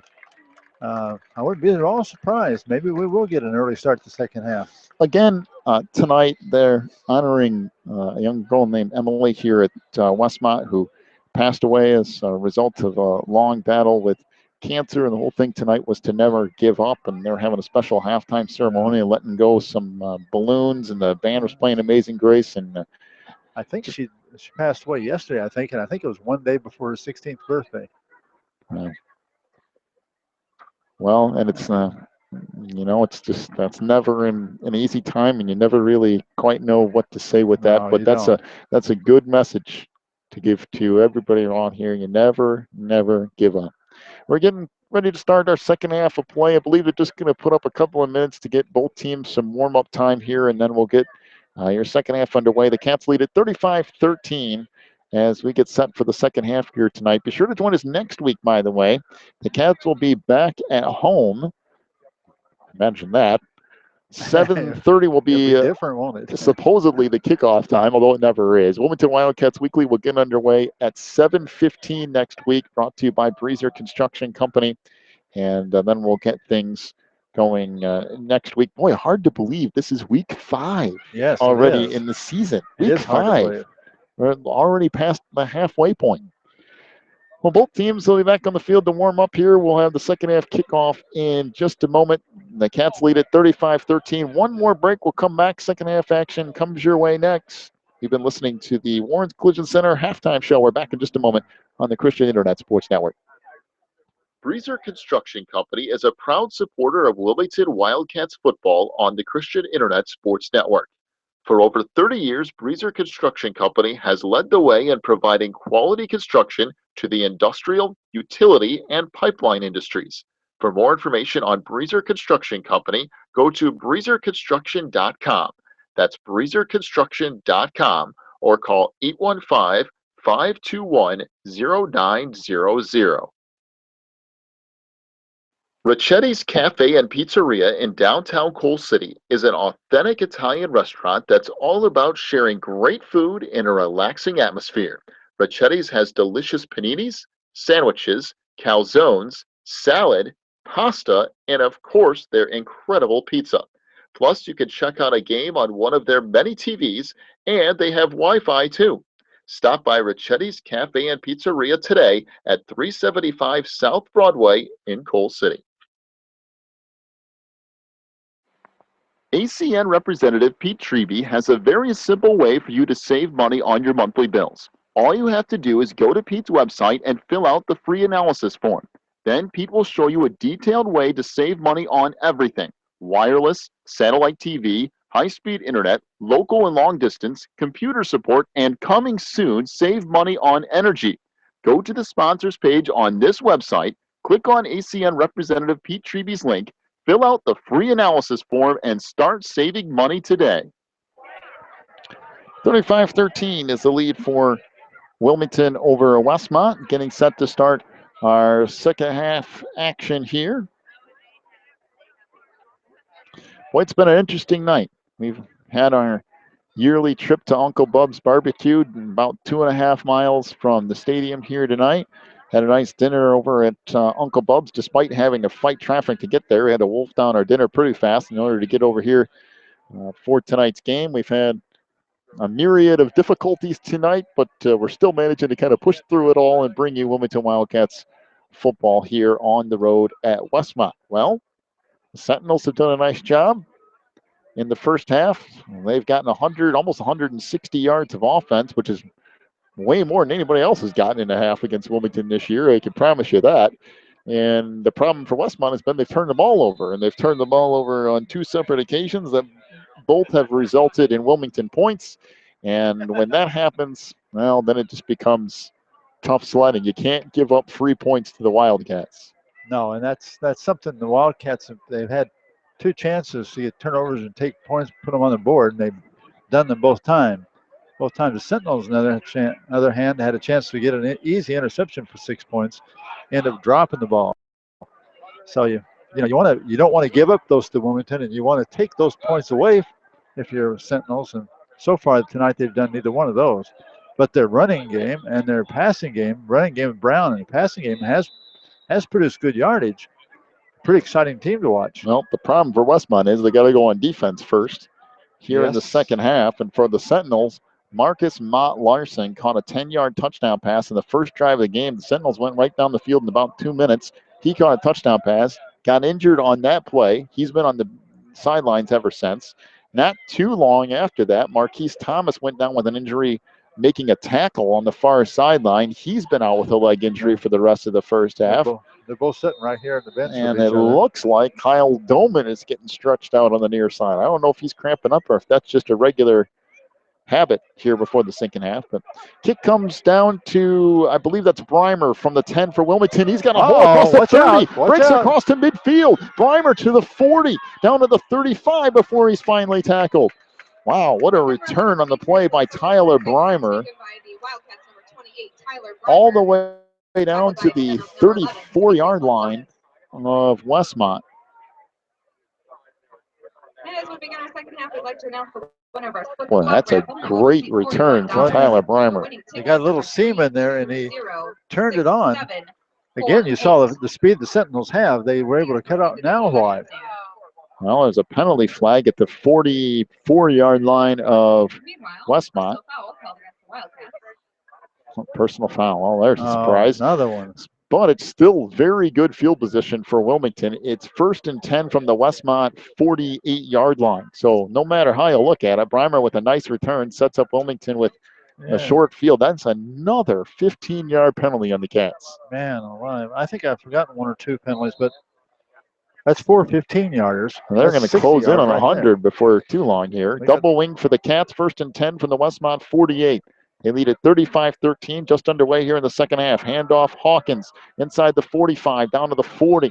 And finally thrown to the ground there as Anthony Arias on the stop for Westmont. So bring up 2nd down and 2 for Wilmington from the 40-yard line of Westmont.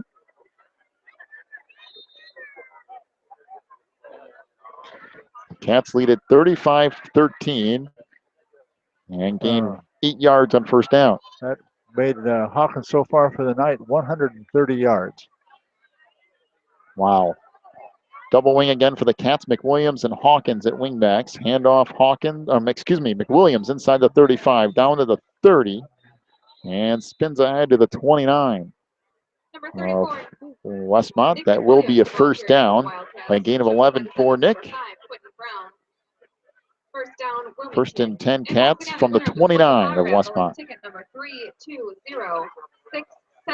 Well, he's only got 112 so far for tonight. The Cats, let's just say, have racked up some yardage so far. Double wing again for Wilmington. Handoff Hawkins, right side, has a hole inside the 25, down to the 20, to the 18-yard line. A gain of 12 more for Nick Hawkins. Boy, there's some beautiful blocking going before those guys. They're just slicing their way through the defense. And if you noticed, Barry Southall has gone back to running those running backs around the edges because Westmont has thrown everybody they can to stop Hawks. If you notice there, they stacked up and rammed into Hawks right at the initial fake handoff spot. So they're keying on Hawks, and Barry's gone back to running the ball on the outside again. Double wing for the Cats, 1st and 10 from the 18 of Westmont. Handoff McWilliams, left side this time. Boy, good tackle. In the hole by Quentin Brown. Nick McWilliams carries the ball again for the Wildcats. Pickup of a couple. Boy, good stop by Quentin. That was really a good tackle. He came out of nowhere, cut across the line of scrimmage, and hit him as he's crossing the line of scrimmage and brought him down. 2nd down and 8 upcoming here for Wilmington from the 15-yard line of Westmont. Maybe just outside the 15. Down to 9:45 to go in the 3rd. Wilmington already leads at 35-13. Not in any hurry to run plays. Taking his time getting back in there. Running as much time off the clock as they can. Again, double wing for the Cats. That's Hawkins and McWilliams. Handoff right side. Hawkins inside the 15. Makes a move inside the 10. Cuts away down near the goal line. There's a flag down, though. at the 10. Hey, guess what? I bet this is on Wilmington. How much you want to bet me? Oh, probably. Holding Holding. on the Cats. Holding called against the Wildcats. Man, he's running with such ease. Just don't hold him. Just let him go. Wilmington doesn't need these crazy penalties. Well, that'll take the ball back out to the 20-yard line. It'll bring up 2nd down and 12 for the Cats. And the way they've been running the football, you can get that in 2 downs. Oh, yes. Tyler Breimer checks in. They have 8, 12, 11, and 2 so far this half. And runs. So Breimer goes to wingback. McWilliams at fullback. Out of the shotgun double wing now is Southall. Takes the snap. Hands off McWilliams, far side. Cuts it back in inside the 15, down to the 10. Almost broke a tackle. Almost got into the end zone. Tripped up around the 5-yard line. It hit right there at the 5. It looked like he might have gone all the way. A gain of 14 yards on the run by Nick McWilliams. It's another 1st down for Wilmington. And they didn't even need the 2 downs. Wow. 1st and goal for the Cats from the 6-yard line of Westmont.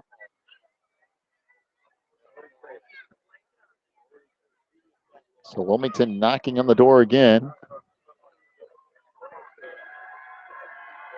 And now shotgun double wing formation for the Cats. Southall on the gun. Takes the snap, handoff McWilliams up the middle, and he just essentially walks into the end zone. There's some huge holes being made by that offensive line of Wilmington. And it's now a 41-13 lead for the Cats pending the extra point. Yeah, you're exactly right. I don't know if anybody laid a hand on him. He went right up the middle. Walked right into the end zone. So Jacob Casillas on to attempt the extra point here. They got it right. Let's see. Right defensive tackle. Number 4 is a sophomore, 160 pounds. Well, we got flags everywhere again. I don't know what's going on this year with all the flags, but we've just had tons of them. It's a legal procedure on the Cats again, so. Boy, the Cats and penalties. They're terrible in penalties. My Absolutely goodness, terrible. it just.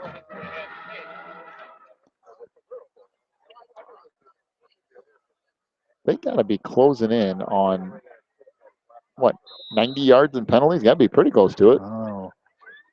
Let's see. They've got 60 yards just in personal fouls. The snap back to Casillas, and he'll bang it. No good. Boy, must have just missed off that left upright.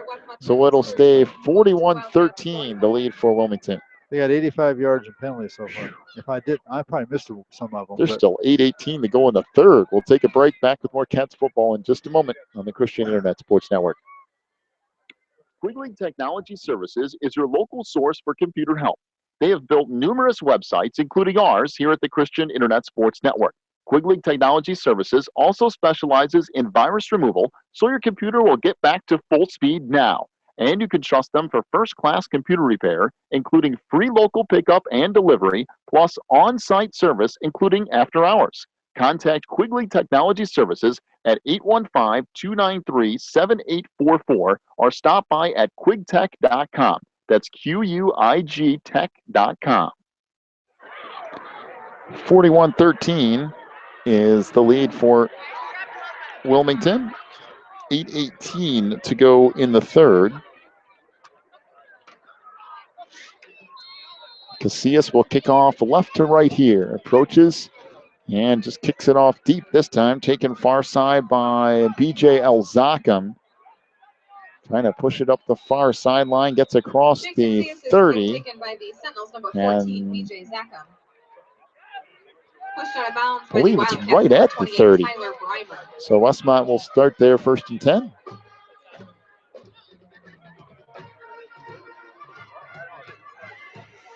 Really, the biggest problem for Westmont has been defense. They have not really even slowed down Wilmington. I think Wilmington has scored every time they've had the ball except once.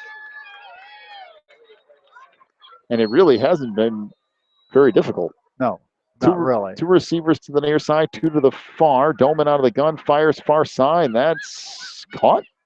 It is caught. That's a nice grab. Kyle Casper tackled immediately, but manages to pick up about 3 yards and bring up 2nd down and 7 for Westmont. I didn't think he came away with that at first. He got right past the defensive player. He was coming in to knock it down. Out of the gun, Doman hands it off up the middle. Boy, look at that run. Tough run by Quentin Brown. Drags a couple of defenders with him. He'll pick up about 4 yards. And they'll bring up 3rd down and a short 3, maybe 2 here. Yeah, he actually got thrown forward for a couple, 3 more yards when we're tackling him. Tough running. He was a tough guy. Out of the gun again. Hand off to Brown on 3rd and 2, and he might have lost a yard or 2. Boy, good penetration that time by the Cats. I think that's Dial in on the stop. It's Dial along with Kyle Davis. 6, 7, 4, 8. Please proceed to the concession stand. So it'll bring up 4th down and 4 for Westmont. As 2 receivers on the far side and 2 on the near, and we've got flags all over the place. We got some right here that said that they got a husband listening to the game and it's cutting in and out. Please try to bear with us. I'll have to check on it. 2 receivers on the far side, 2 back to the near. It should be a 1st down off of the penalty. I believe it was another penalty. I think that's what that was. I was glancing down to must have been see about what was going on. So bring up 1st and 10 for Westmont from their own 40. The 5-yard penalty. I don't know. Doman out of the gun, takes the snap, and he's going to be sacked. Nope, got away initially. He might actually get a yard out of this. I don't know how, but he got back to about the line of scrimmage at the 41, so not officially a sack. We'll bring up 2nd down and 10. We'll try to check it out and see if we can get this thing corrected here, but we've been battling everything tonight out here in the cold air, in the open air, so. So again, trips receivers to the near side this time. Handoff up the middle. Quentin Brown trying to break a couple of tackles. Another strong run out near the 46-yard line. Picked up close to 5 yards. Number 5, Quentin Brown carries the ball for the Sentinels. Gain of about 4 on the play.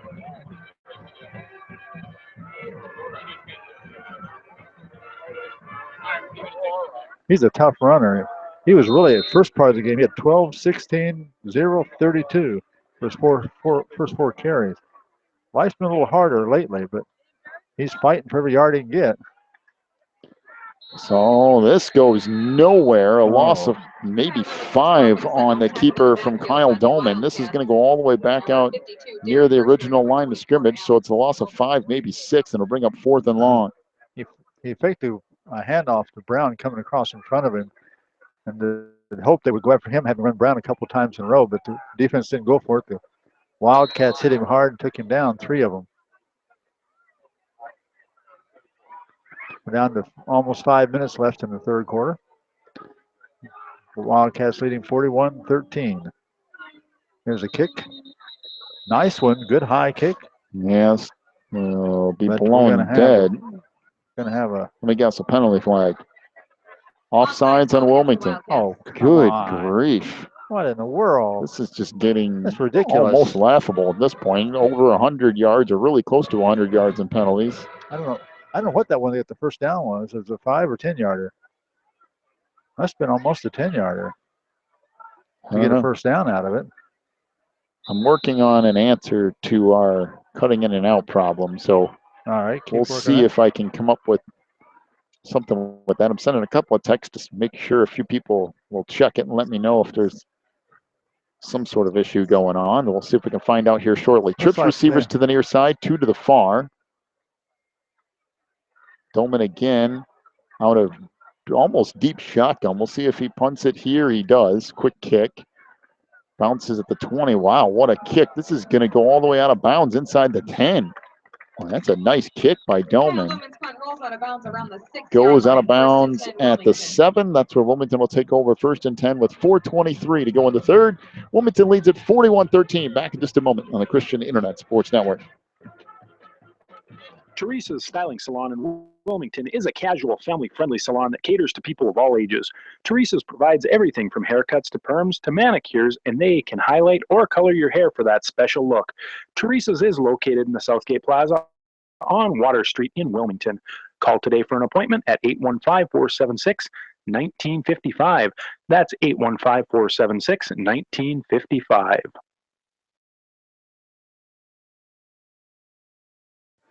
First and 10, Wilmington from their own 7. Handoff goes to McWilliams, breaks a couple of tackles across the 10, out near the 13, a gain of close to 6. And we'll bring up second down and about 5 here. After a gain of 5 on first down, they'll mark it back at the 7-yard line. The 12-yard line. It might be a blessing that was a good kick and put Wilmington way back, because now they could handle the ball more time. Double wing again for the Cats, 2nd and 5. Handoff goes to Hawkins, bounces it to the outside across the 20, runs over defender at the 25, out across the 30, and finally slips to the ground at the 33 off the stop by Anthony Arias. First down, Wilmington. So a gain of 20 yards on the run by Hawkins. And it'll be first and 10 for the Cats just inside the 33 of Wilmington. Oh, he ran right over the backup quarterback, which is the left defensive back. Connor McCarthy ran right over the top of him. Got about another 4, 5, 6 yards after he went over the top of him. First and 10 for the Cats from officially the 33-yard line. Again, double wing. That's Hawkins and McWilliams at wingbacks. Gavin Hawks at fullback. Handoff Hawkins right side. Breaks a tackle across the 35. Breaks another tackle out to the 45. All the way out to the 47-yard line before he's finally stopped by Robert Russo. That's a gain of 15 more and a Wilmington first down.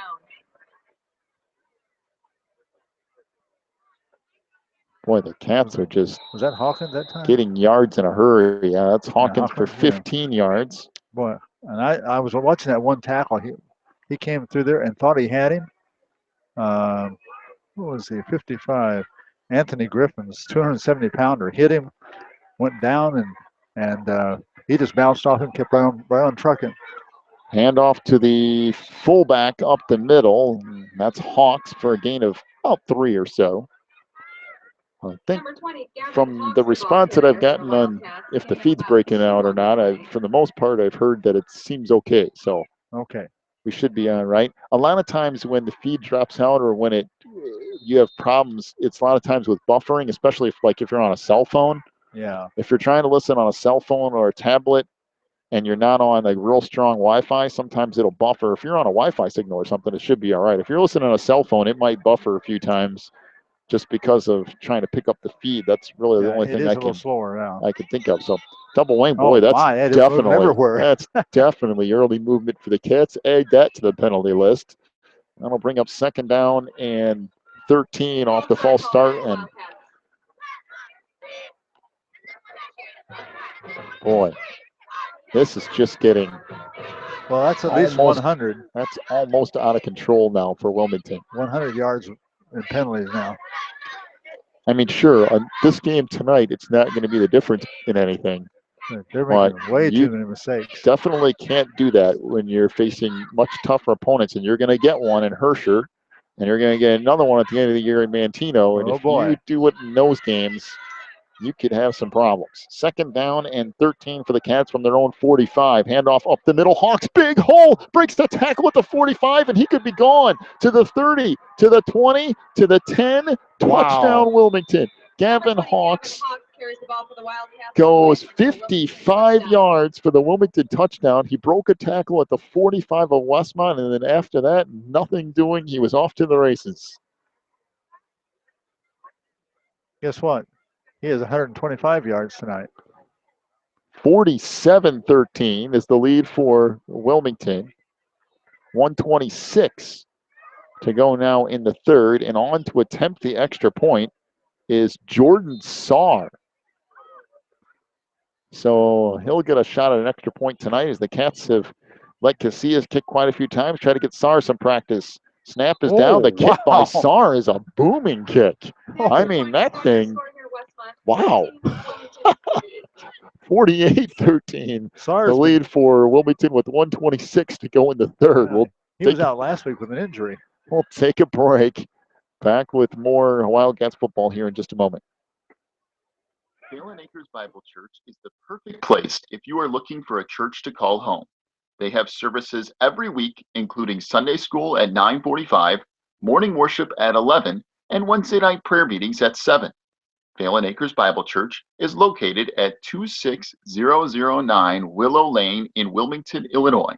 And for more information, call 815-476-7818. That's 815-476-7818.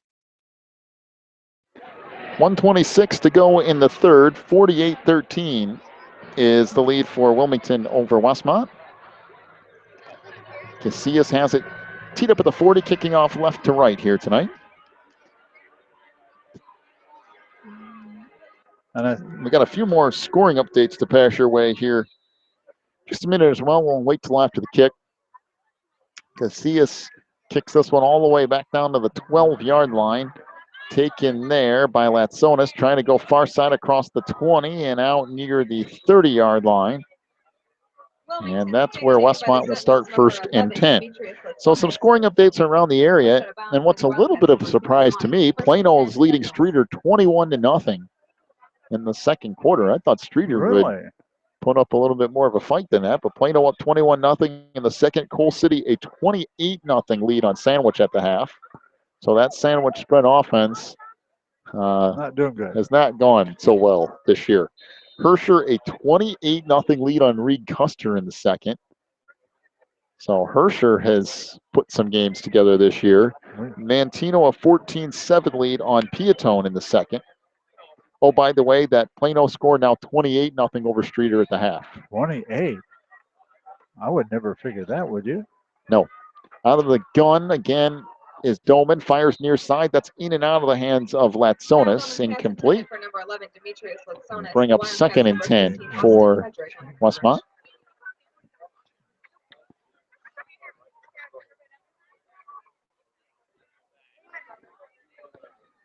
Well, one thing I'll say about tonight, the Wilmington offense has been in tune. It has been, yes. Passing game, well, I only tried a couple of them. Four passes. And that, where'd he throw that? Well, this pass from Doman sails all the way out of bounds. The problem was the Trips receivers to the near side were standing around talking to each other. So there's a flag right here because they weren't even lined up, and the quarterback was snapping the ball. They were literally just standing like they are now, just standing in a group talking to each other, and they snapped the ball to Doman, and they weren't even ready for the. And they called it a false start. And and that's why he threw it out of bounds. But when he threw it out of bounds, he threw it almost in the bleachers over here, straight out of bounds. I'm not sure what was going on there, but Doman just set up and had him go ahead and snap the ball, and they weren't anywhere near being in the correct formation. So it'll bring up 3rd and 10 as Wilmington declines the penalty. We'll see what Kyle Doman and this Westmont offense dials up here on 3rd and 10. Trips receivers to the near side, one to the far. Looks like Wilmington might bring some pressure here. They do on a blitz. Handoff goes to Quentin Brown. He's got some room along the far sideline and gets banged out of bounds at the 40-yard line. A pickup of 12 and a first down. So the perfect call on for Westmont, and that was the handoff to Brown because Wilmington was bringing the house. Yeah, he had one guy hit him. Couldn't hang on to him as he's making the corner, and there was nobody stopping him right away. And boy, he turned on the speed and flew down there.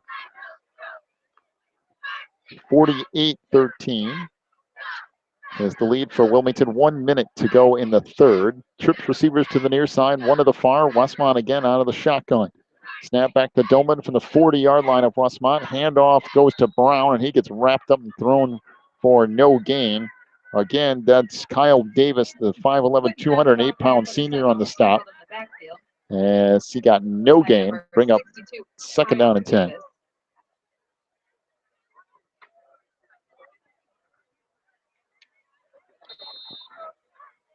Westmont definitely not in the hurry-up mode Now, if I was them, I'd take all the time in the world. You got some of your key players hurt. You're down 48-13. Let's just go home. So. Yep, you want to play out the game, but you definitely don't want to don't get anybody risk hurt. any more injuries. Handoff goes up the middle. There Brown he with goes. a huge hole across midfield down to the 45 of Wilmington. Southall finally chases him out of bounds. A gain of 15 on the run for Brown. Tell you what, that guy can cover the territory, boy. Talk about speed. Down to 10 seconds to go in the quarter, and that's going to bring us to the end of the third. 48-13, the lead for Wilmington. Westmont on the move, though. Take a break, come back with more Cats football in a moment here on the Christian Internet Sports Network. If you're looking for more information on Wilmington Wildcats football, then check out the Catbackers every Wednesday at 7 at Tuffy's. Each week, Coach Reentz goes over game film, takes questions from the audience, and presents the Offensive and Defensive Player of the Week awards. Plus, you'll get to hang out with other Wildcat fans and get the inside scoop on next week's game. So be sure to check out the Catbackers every Wednesday at 7 at Tuffy's. If you need something done around your house, chances are Beth's Busy Bees can get it done. They specialize in residential and commercial cleaning, but they can also do lawn care, small home remodeling and repair jobs, and even things like caregiving. Beth's Busy Bees is a small family-owned business, and they will treat you right every time. Call 815-685-9111 for Beth's Busy Bees today. 48-13 is the lead for Wilmington. We start the fourth. Westmont on the move. 1st and 10 from the Wilmington 44-yard line. Doman out of the gun again. Trips receivers to the far side. One to the near. Handoff goes nowhere. Boy, that's really good penetration by Mason Delangel. He got there as soon as the ball did to Quentin Brown. Brown didn't have a chance. A loss of 3 yards. That'll bring up 2nd and 13 for Westmont. That's what I mean by Mason Delangel being an important part of that Wilmington defensive line. Yes. Because of plays like that. Well, he only is 200 pounds. He's not a great big guy. But boy, is he quick. 2nd down and 13 for Westmont. Trips to the far side, 1 to the near. Doman out of the gun again, flanked by Brown to his left. Doman keeps it thrown for another big loss. That's Alex Zlomy who got through. Doman had absolutely no chance. And it's going to be a loss of 5 more yards. It'll bring up 3rd down and 20 for Westmont. I'm telling you, they're coming through there so fast. At the backfield for the Sentinels doesn't have any chance to do anything. Well, Kyle Davis checks out. He's trying to see who came in for Wilmington. It might be Kyle Hull. It is. Hull, a 5'10", 200-pound senior, checks in on that defensive line for the Cats. 3rd down and 20 for Westmont. Again, trips to the far side, 1 to the near. Doman out of the gun. Again to his left is Brown. From their own 45, Doman drops back, looks left side, fires deep down the middle of the field. Incomplete. Boy, that's a long throw. Overshot everybody. I'm telling you, that kid can chuck the football. That was about 50 yards in the air. He overthrew everybody. So 4th and 20 upcoming. Yeah, he just lofted a ball, half of a football field. No trouble at all.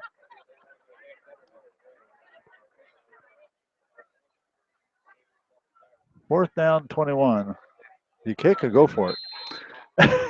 Well, yeah, you go ahead and kick this, I'm afraid. No, you kick it, yeah. With 10-19 and go down 48-13 and 4th and 20. Yeah, it's time to let it fly here. A line drive kick caught at the 40 by one of the upmen for the Cats. I think that's Number Jordan 8. Saar. And it almost caught him by surprise. He turned around just in the nick of time. It was a line drive right at his chest.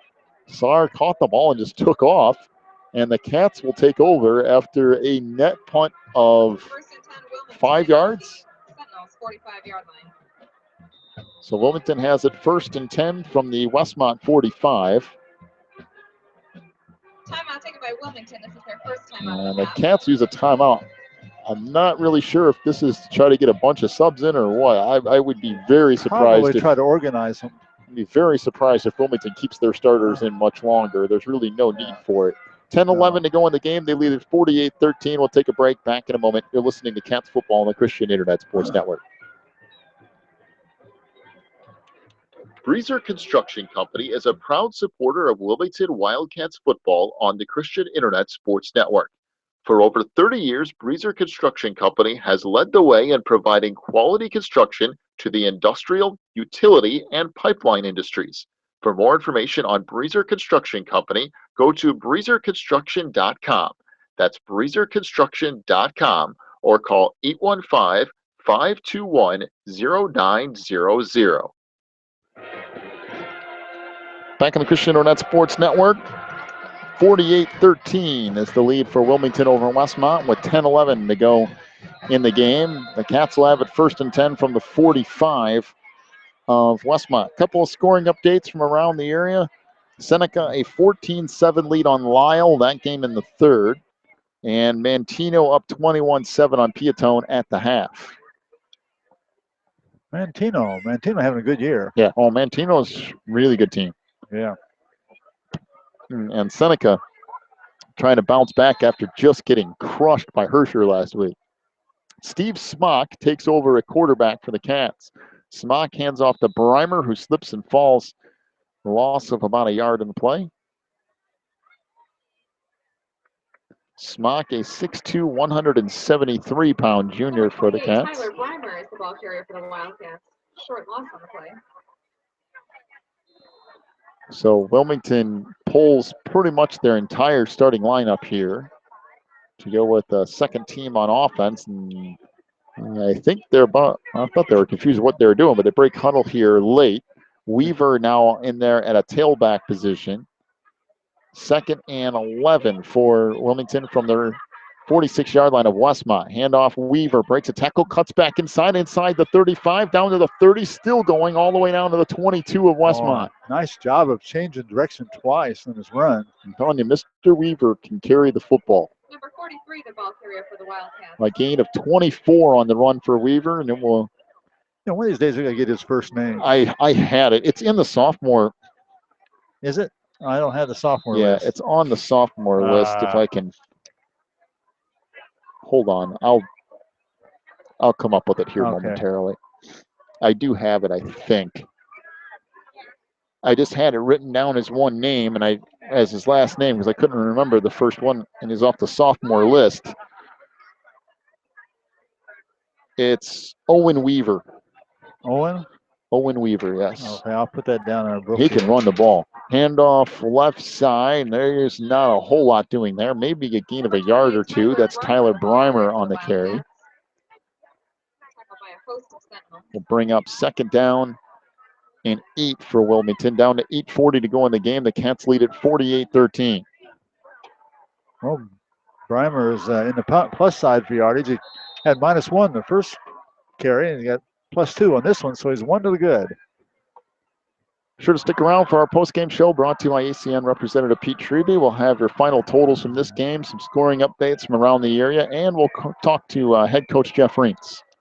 We'll do that all and more on the post-game show brought to you by ACN Representative Pete Treby here in about 8 minutes or so of game clock time. Handoff, Weaver, right side. Owen pushing ahead down to the 15-yard line. A gain of 5. And bring up 3rd and short for Wilmington. Boy, he was hit and he just refused to stop. He carried his guy at least 2 more yards. And number 66, Luis Rodriguez. And also the good thing for Wilmington tonight, no big injuries. Yes. They've again gotten to rest their starters for most of the 4th quarter. That's really just what you want out of these games. You want to win, most importantly, but you want to get out of these games injury-free, if at all possible. Coming down to 7:30 now. Counting down, 7:30 to the end of the game. 3rd down and 3 for Wilmington. Double wing here, Smock under center. Handoff, Breimer cuts it back inside the 10, goes to the end zone, touchdown Wilmington. Yeah, nice change of direction in his run. Tyler Breimer, a 15-yard touchdown run, and the Cats lead it 54-13 with 7:14 to go. That'll bring on a running clock, won't it? That it will. As once again, Jordan Saar on to attempt an extra point here. You don't have to worry about him having enough leg. Oh, yeah. Boy, he I blew don't that know. I last don't know one. if accuracy is a problem or what, but Mr. Saar has plenty of leg. There's a good snap, good hold. The kick here is no good. Oh, off the right. There's the accuracy coming into play. Off to the right, had plenty of leg though. 54-13 is the lead for Wilmington. 7:14 to go in the game. Take a break. Come back with more Cats football in just a moment here on the Christian Internet Sports Network. Ricchetti's Cafe and Pizzeria in downtown Coal City is an authentic Italian restaurant that's all about sharing great food in a relaxing atmosphere. Ricchetti's has delicious paninis, sandwiches, calzones, salad, pasta, and of course their incredible pizza. Plus, you can check out a game on one of their many TVs, and they have Wi-Fi too. Stop by Ricchetti's Cafe and Pizzeria today at 375 South Broadway in Coal City.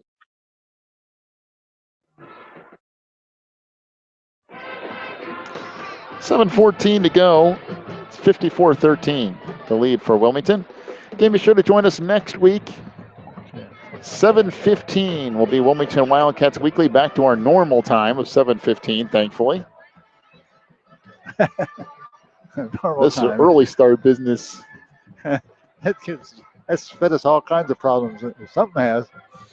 Way back to our regular 7:15 time next week. To see us on the approach, a squib kick bounces, rolls a little bit, picked up at the 35, and out to the 38-yard line.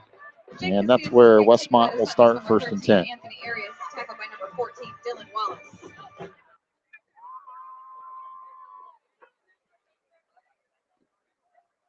Well, we'll see if Westmont can put together a drive here against the Wilmington second team defense, and that is what's out there. And I mean pretty much wholesale substitution second team defense. The only person I see out there who plays on a regular basis defensively is Mr. Capwell. I mean, got lots of clean uniforms out there. Oh, a lot of clean uniforms out there. First and 10 for Westmont from their own 38. Out of the gun again is Doman. Handoff right side. Big hole across midfield. Now to the 48 of Wilmington goes Quentin Brown. So pick up about 15 yards and a Westmont first down. About every third run, he gets a nice big gainer. He can really lay him down. And against the second team defense, he might make himself a lot of yards padded on here. Well, I wouldn't be surprised at all. Westmont goes down and scores on this drive, that's for sure. Church receivers to the far side, one to the near. Wilmington has almost an entirely new defense out there from last time around. Handoff, Brown up the middle. Churns ahead. I think that's Owen Weaver playing defense who tackled him. There's another flag now. Late flag. It must be a personal foul type. Gain of 5, close to 6. I don't know if maybe that was a face mask. Maybe it was. Could have been a face mask. I don't know. It came from the far sideline. Personal foul, face mask. Personal foul, face mask. On Wilmington. Every time we've gotten those 15-yard penalties on those drives, it results in a touchdown. Well, there's another 15-yard penalty. Ah. Now approaching 120 yards in penalties. Yeah, you're close, 115. And that's if I didn't miss a few of them. I think I didn't get them all, but a lot of penalty yardage. Down to 5 minutes to go in the game. 54-13, Wilmington leads. Doman out of the gun. Handoff, Quentin Brown inside the 25 down to the 23. Weaver on the stop along with Capwell. Gain of 5. It'll bring up 2nd and 5 for Westmont. Well, they're definitely not calling off the dogs. They're going as hard as they can go. Well, for Westmont, that's how you got to keep playing. Oh, yeah. You got to keep going full speed and all the hope starters something happens. Well, really, for Westmont, I don't know if they have a whole lot other than, I mean, they got other guys dressed out. I think they only have 34 or something in the entire program, freshmen through seniors. Two receivers to the far side, two to the near. Out of the gun is Doman. Handoff goes. Nope, Doman keeps it far side. That was a nice fake. All the way down to the 15-yard line. He stood back here for a while after he faked the handoff, and everybody forgot about him. Then he took off. Doman keeps the ball for the Sentinels. Tackled by the Wildcats, number 28, Tyler Breimer, but it will be enough for a Westmont first down. A gain of about 12 for Doman to bring a 1st and 10 for Westmont. The ball just inside the 15. He's a dangerous runner, Doman is when he gets the ball. And he has gotten some good gains. And he's had a lot of losses because of sacks, but he can run the ball. And when he fakes like that, he just really fool everybody. So two receivers to either side. Doman out of the gun again. 3:30 to go and counting. 54-13 Wilmington. Handoff up the middle. Quentin Brown, he's going to go into the end zone. So a touchdown for Quentin Brown. 54-19 is the lead for Wilmington. We had 3:22 to go. Let's see, Mr. Latsonis will get set to attempt the extra point here. Demetrios doing the kicking for Westmont.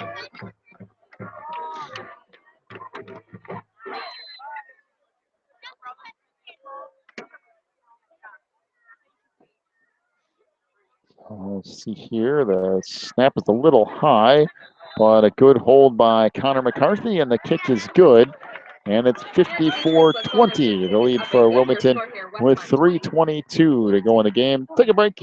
Back with your final 3+ minutes here in a moment. You're listening to Cats Football on the Christian Internet Sports Network. ACN representative Pete Treby has a very simple way for you to save money on your monthly bills. All you have to do is go to Pete's website and fill out the free analysis form. Then Pete will show you a detailed way to save money on everything: wireless, satellite TV, high-speed internet, local and long distance, computer support, and coming soon, save money on energy.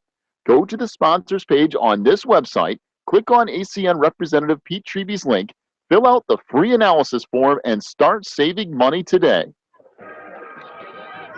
54-20 is the lead for Wilmington, 3:22 to go.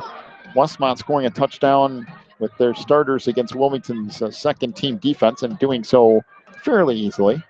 And now the Sentinels will tee it up and kick off left to right here off the foot of Demetrios Latsonis.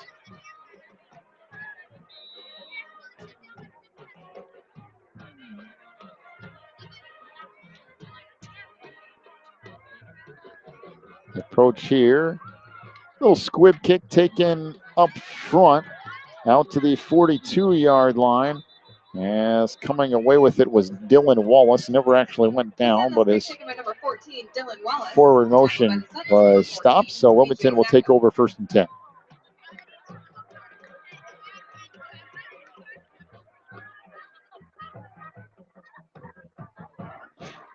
Well, let's see who's running the Cats offense this time around. I think it'll still be Steve Smock. It's a running clock they have going, so it's down to 3 minutes now and counting.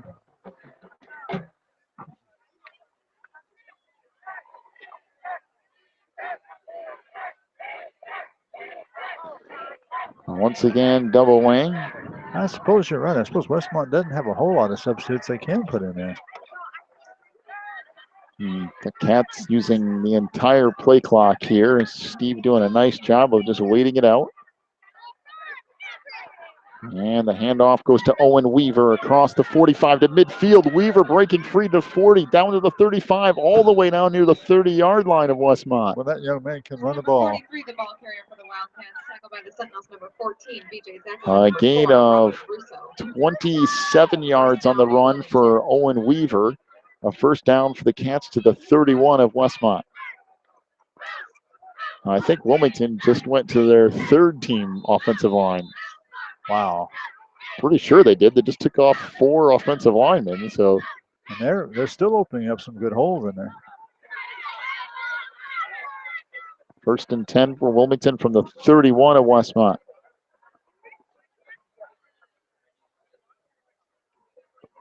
And the countdown begins on the play clock. So Smock will take the snap. Handoff goes up the middle to the fullback. I believe that's Noah Dwyer on the carry. He'll pick up close to 5. Now Wilmington shuttles in. They must just be moving the second and third team offensive line almost every other play. Bring up second down and 5 for Wilmington from the 27-yard line of Westmont. Down to 1:15 to go, 54-20. Justin Walgren went out that time, number 272-pounder. Smock back under center now. 1 minute to go and counting. Wilmington just using all of the play clock here. Doubling again. Handoff up the middle to the fullback Dwyer. He bangs ahead for about 4 yards to bring up third down and a yard. And Wilmington will have to run one more play here, and this game will come to a conclusion. Westmont will drop to 2-3 on the year. Wilmington's going to go to 5-0.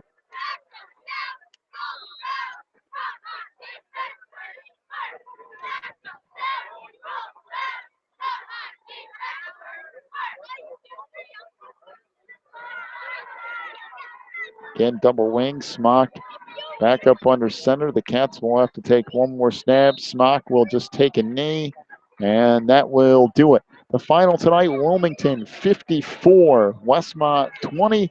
The Cats move to 5-0 on the year. Westmont drops to 2-3. Stick around for the ACN representative, Pete Treby. I guess I said that backwards, didn't I? Pete Treby, ACN representative halftime show here on the Christian Internet Sports Network, or I guess post-game. I don't know. I think my brain is so scrambled at this point. Who knows what I'm actually saying. We'll be back with the post-game show, however you want to word it, in a moment. We'll get to your final totals, some scoring updates around the area. We'll talk to Coach Reins as well. Stick around here. We'll be back in a couple of minutes with all that here on the Christian Internet Sports Network. Quigley Technology Services is your local source for computer help.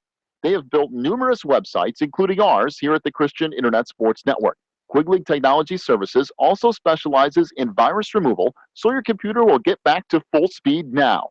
And you can trust them for first-class computer repair, including free local pickup and delivery, plus on-site service, including after hours. Contact Quigley Technology Services at 815-293-7844 or stop by at quigtech.com. That's QUIG Tech.com. Teresa's Styling Salon in Wilmington is a casual, family-friendly salon that caters to people of all ages.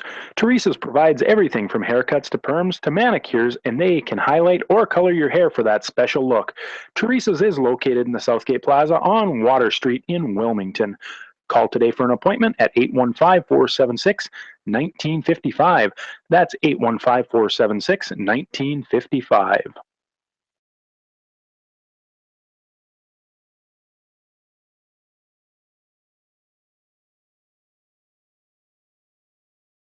Phelan Acres Bible Church is the perfect place if you are looking for a church to call home. They have services every week, including Sunday school at 9:45, morning worship at 11, and Wednesday night prayer meetings at 7. Phelan Acres Bible Church is located at 26009 Willow Lane in Wilmington, Illinois. And for more information, call 815-476-7818.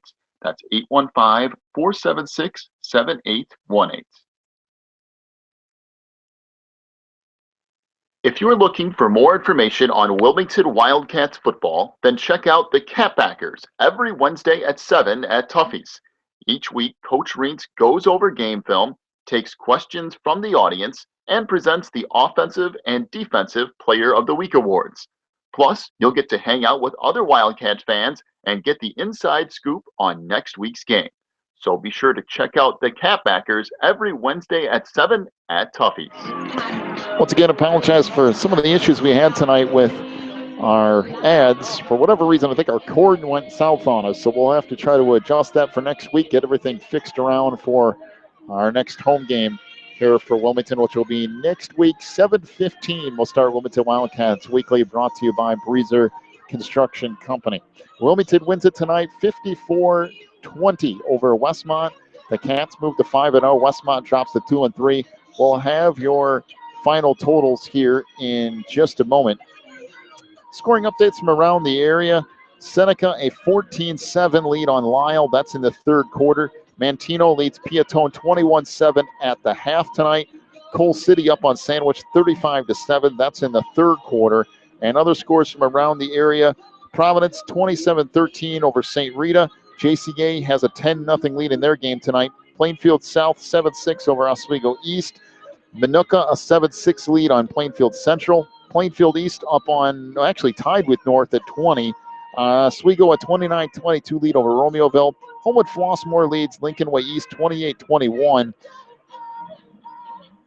I think it's Stagley Lockport 7-6 tonight. Lincoln Way North a 21-7 lead over Thornton.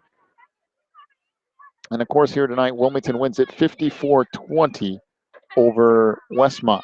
Getting your final totals here in just a second. And as I give you these totals, I'll have you go down and try to wrangle Coach Raines. He should come off right over here somewhere. He's out there talking at the moment, I do believe. So while we go to find Coach Raines here tonight, we'll go over your final totals. First of all, offensively for Wilmington tonight, rushing the football, Mason Southall, 1 rushing attempt for 1 yard. Nick Hawkins ran the ball 14 times for 177 yards and 2 touchdowns. Gavin Hawks, 9 carries for 125 yards. Tyler Breimer, 3 carries for 16 yards and a touchdown. Noah Dwyer with 9 yards on 2 carries. Nick McWilliams, 13 rushes for 140 yards and 2 touchdowns. Owen Weaver also ran the ball 3 times for 56 yards. Wilmington on the ground tonight, 46 rushing attempts, 528 yards and 5 touchdowns running the football. That's not too bad if you're going to have a rushing total for a night. Through the air, Wilmington was 1 of 4 off the arm of Mason Southall for 5 yards. So the Cats end up with 533 yards of total offense here tonight. For Westmont, rushing the football, Kyle Doman, 13 carries for 6 yards tonight and 1 touchdown. Quentin Brown ran the ball 19 times for 127 yards and a score. Westmont on the ground, 32 carries, 133 yards, and 2 touchdowns. Through the air, Kyle Doman was 10 of 24 for 98 yards and a touchdown. However, 95 yards of that came in the first half. Quentin Brown, 1 reception for 4 yards. Marquise Thomas had 1 reception for 5 yards. He got injured about midway point through the first quarter and was out the rest of the way here tonight. Kyle Casper had 4 receptions for 22 yards tonight. Marcus Larson had 1 reception for 10 yards and a touchdown. Larson got injured on that play and would not return. That was on the first drive of the game. Demetrius Latsonis had 3 receptions for 48 yards tonight. 221 yards of offense tonight for Westmont, including 1 touchdown pass and a couple of touchdown runs. Oh, by the way, Kyle Doman also threw an interception in the first half, and Westmont lost a fumble in the first half. So Wilmington outgains Westmont 533 yards to 221 tonight. So more than double the offensive output of Westmont is what Wilmington put on the board.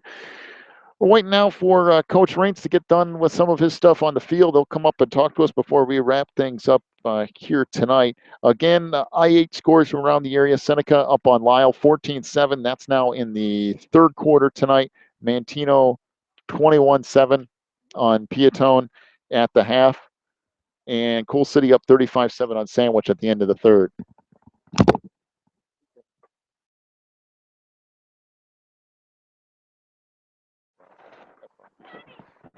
Good. That's your scoring updates from around the I-8. Jeff Raines kind of working his way over here to the sideline. We'll talk to him before we wrap things up here tonight. So another trip to Westmont, another trip out to Uncle Bub's as well. And we enjoyed it there tonight.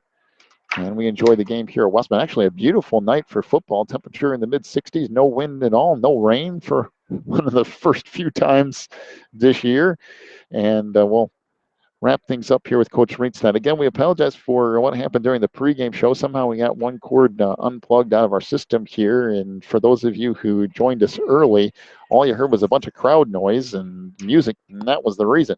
It ended up being a little bit of a problem, but we got it fixed before opening kickoff here tonight. We finally figured out what was going on, and we had some other issues, but we just kind of stuck with it here tonight as Coach Reitz just about set to join us here on the postgame show, brought to you by ACN representative Pete Treby.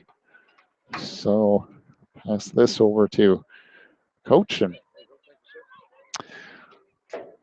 well, Coach, it was kind of an interesting one tonight. We kind of knew Westmont would come out and have a few weapons on offense, and they showed that in the first half. But you guys kind of made some adjustments and end up getting the win tonight. But Westmont, outside of those 2 turnovers in the first half, played a pretty good first half of football. No, and you know, guys, I think I talked about this here tonight, Catbackers, you know, with Herscher a couple weeks ago, they're 21-20 going in the fourth quarter. And as you can see, the running back is really good. And I knew he was good. I didn't know he ran the ball that hard. And so I made sure said something to him after the game on how he plays. But still, though, some things scheme-wise I need to clean up a little bit. You guys probably saw, you know, when we were in our base defense, they were running the ball on us. Mm-hmm. Now then we started blitzing. Kids really adjusted well and did a nice job. And, you know, we let some plays get behind us, especially early, the big pass plays. And kids did a better job with that as time went on. We got to the quarterback. Not happy with the flags, though, with the late hits. I'm really disappointed in that. You know, again, offsides on 4th and 5 or whatever it was, you know, and you know it's just those little things. But you know, if that's what we're talking about mostly tonight, that's good. But when you're going for a conference championship next week, you can't do those things, and we got to show that up this week. But kudos to the kids. Real happy to get the win tonight.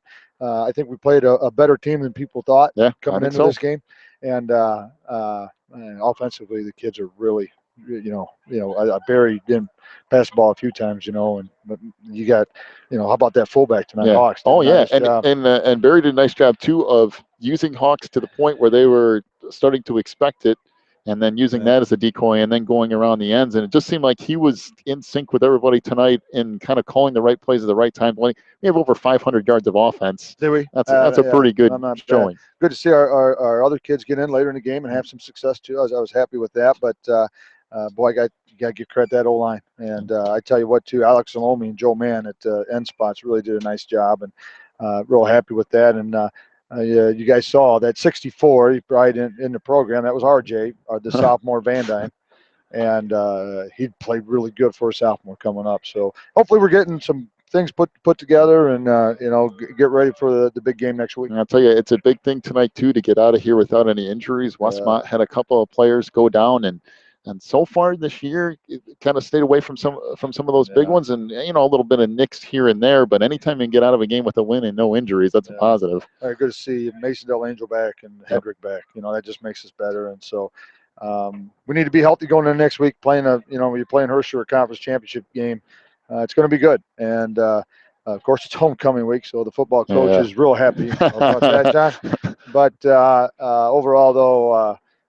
You know what? We got up here late with the traffic, as I'm sure everybody battled. And so we were hustling the kids through, and hey, we got to get out there. We got to go. And as you could tell at the beginning of the game, we just weren't ourselves. And so I was glad the way the kids come back. Well, Coach, congratulations on a win tonight. The last of the long, at least regular season road trips this year anyway. It'd be nice to be back home and get a good, tough game next week for homecoming. Yes, sir. Hey, guys, I appreciate you being up here, okay? All right. Thanks a lot. Thanks. Coach Reitz joining us here on the postgame show, brought to you by ACN representative Pete Treby. We're going to wrap things up tonight and try to get back out of here in one piece, hopefully. Yeah, we're ready to hit the road.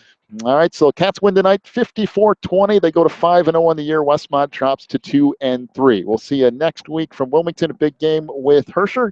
You've been listening to Wilmington Wildcats football on the Christian Internet Sports Network.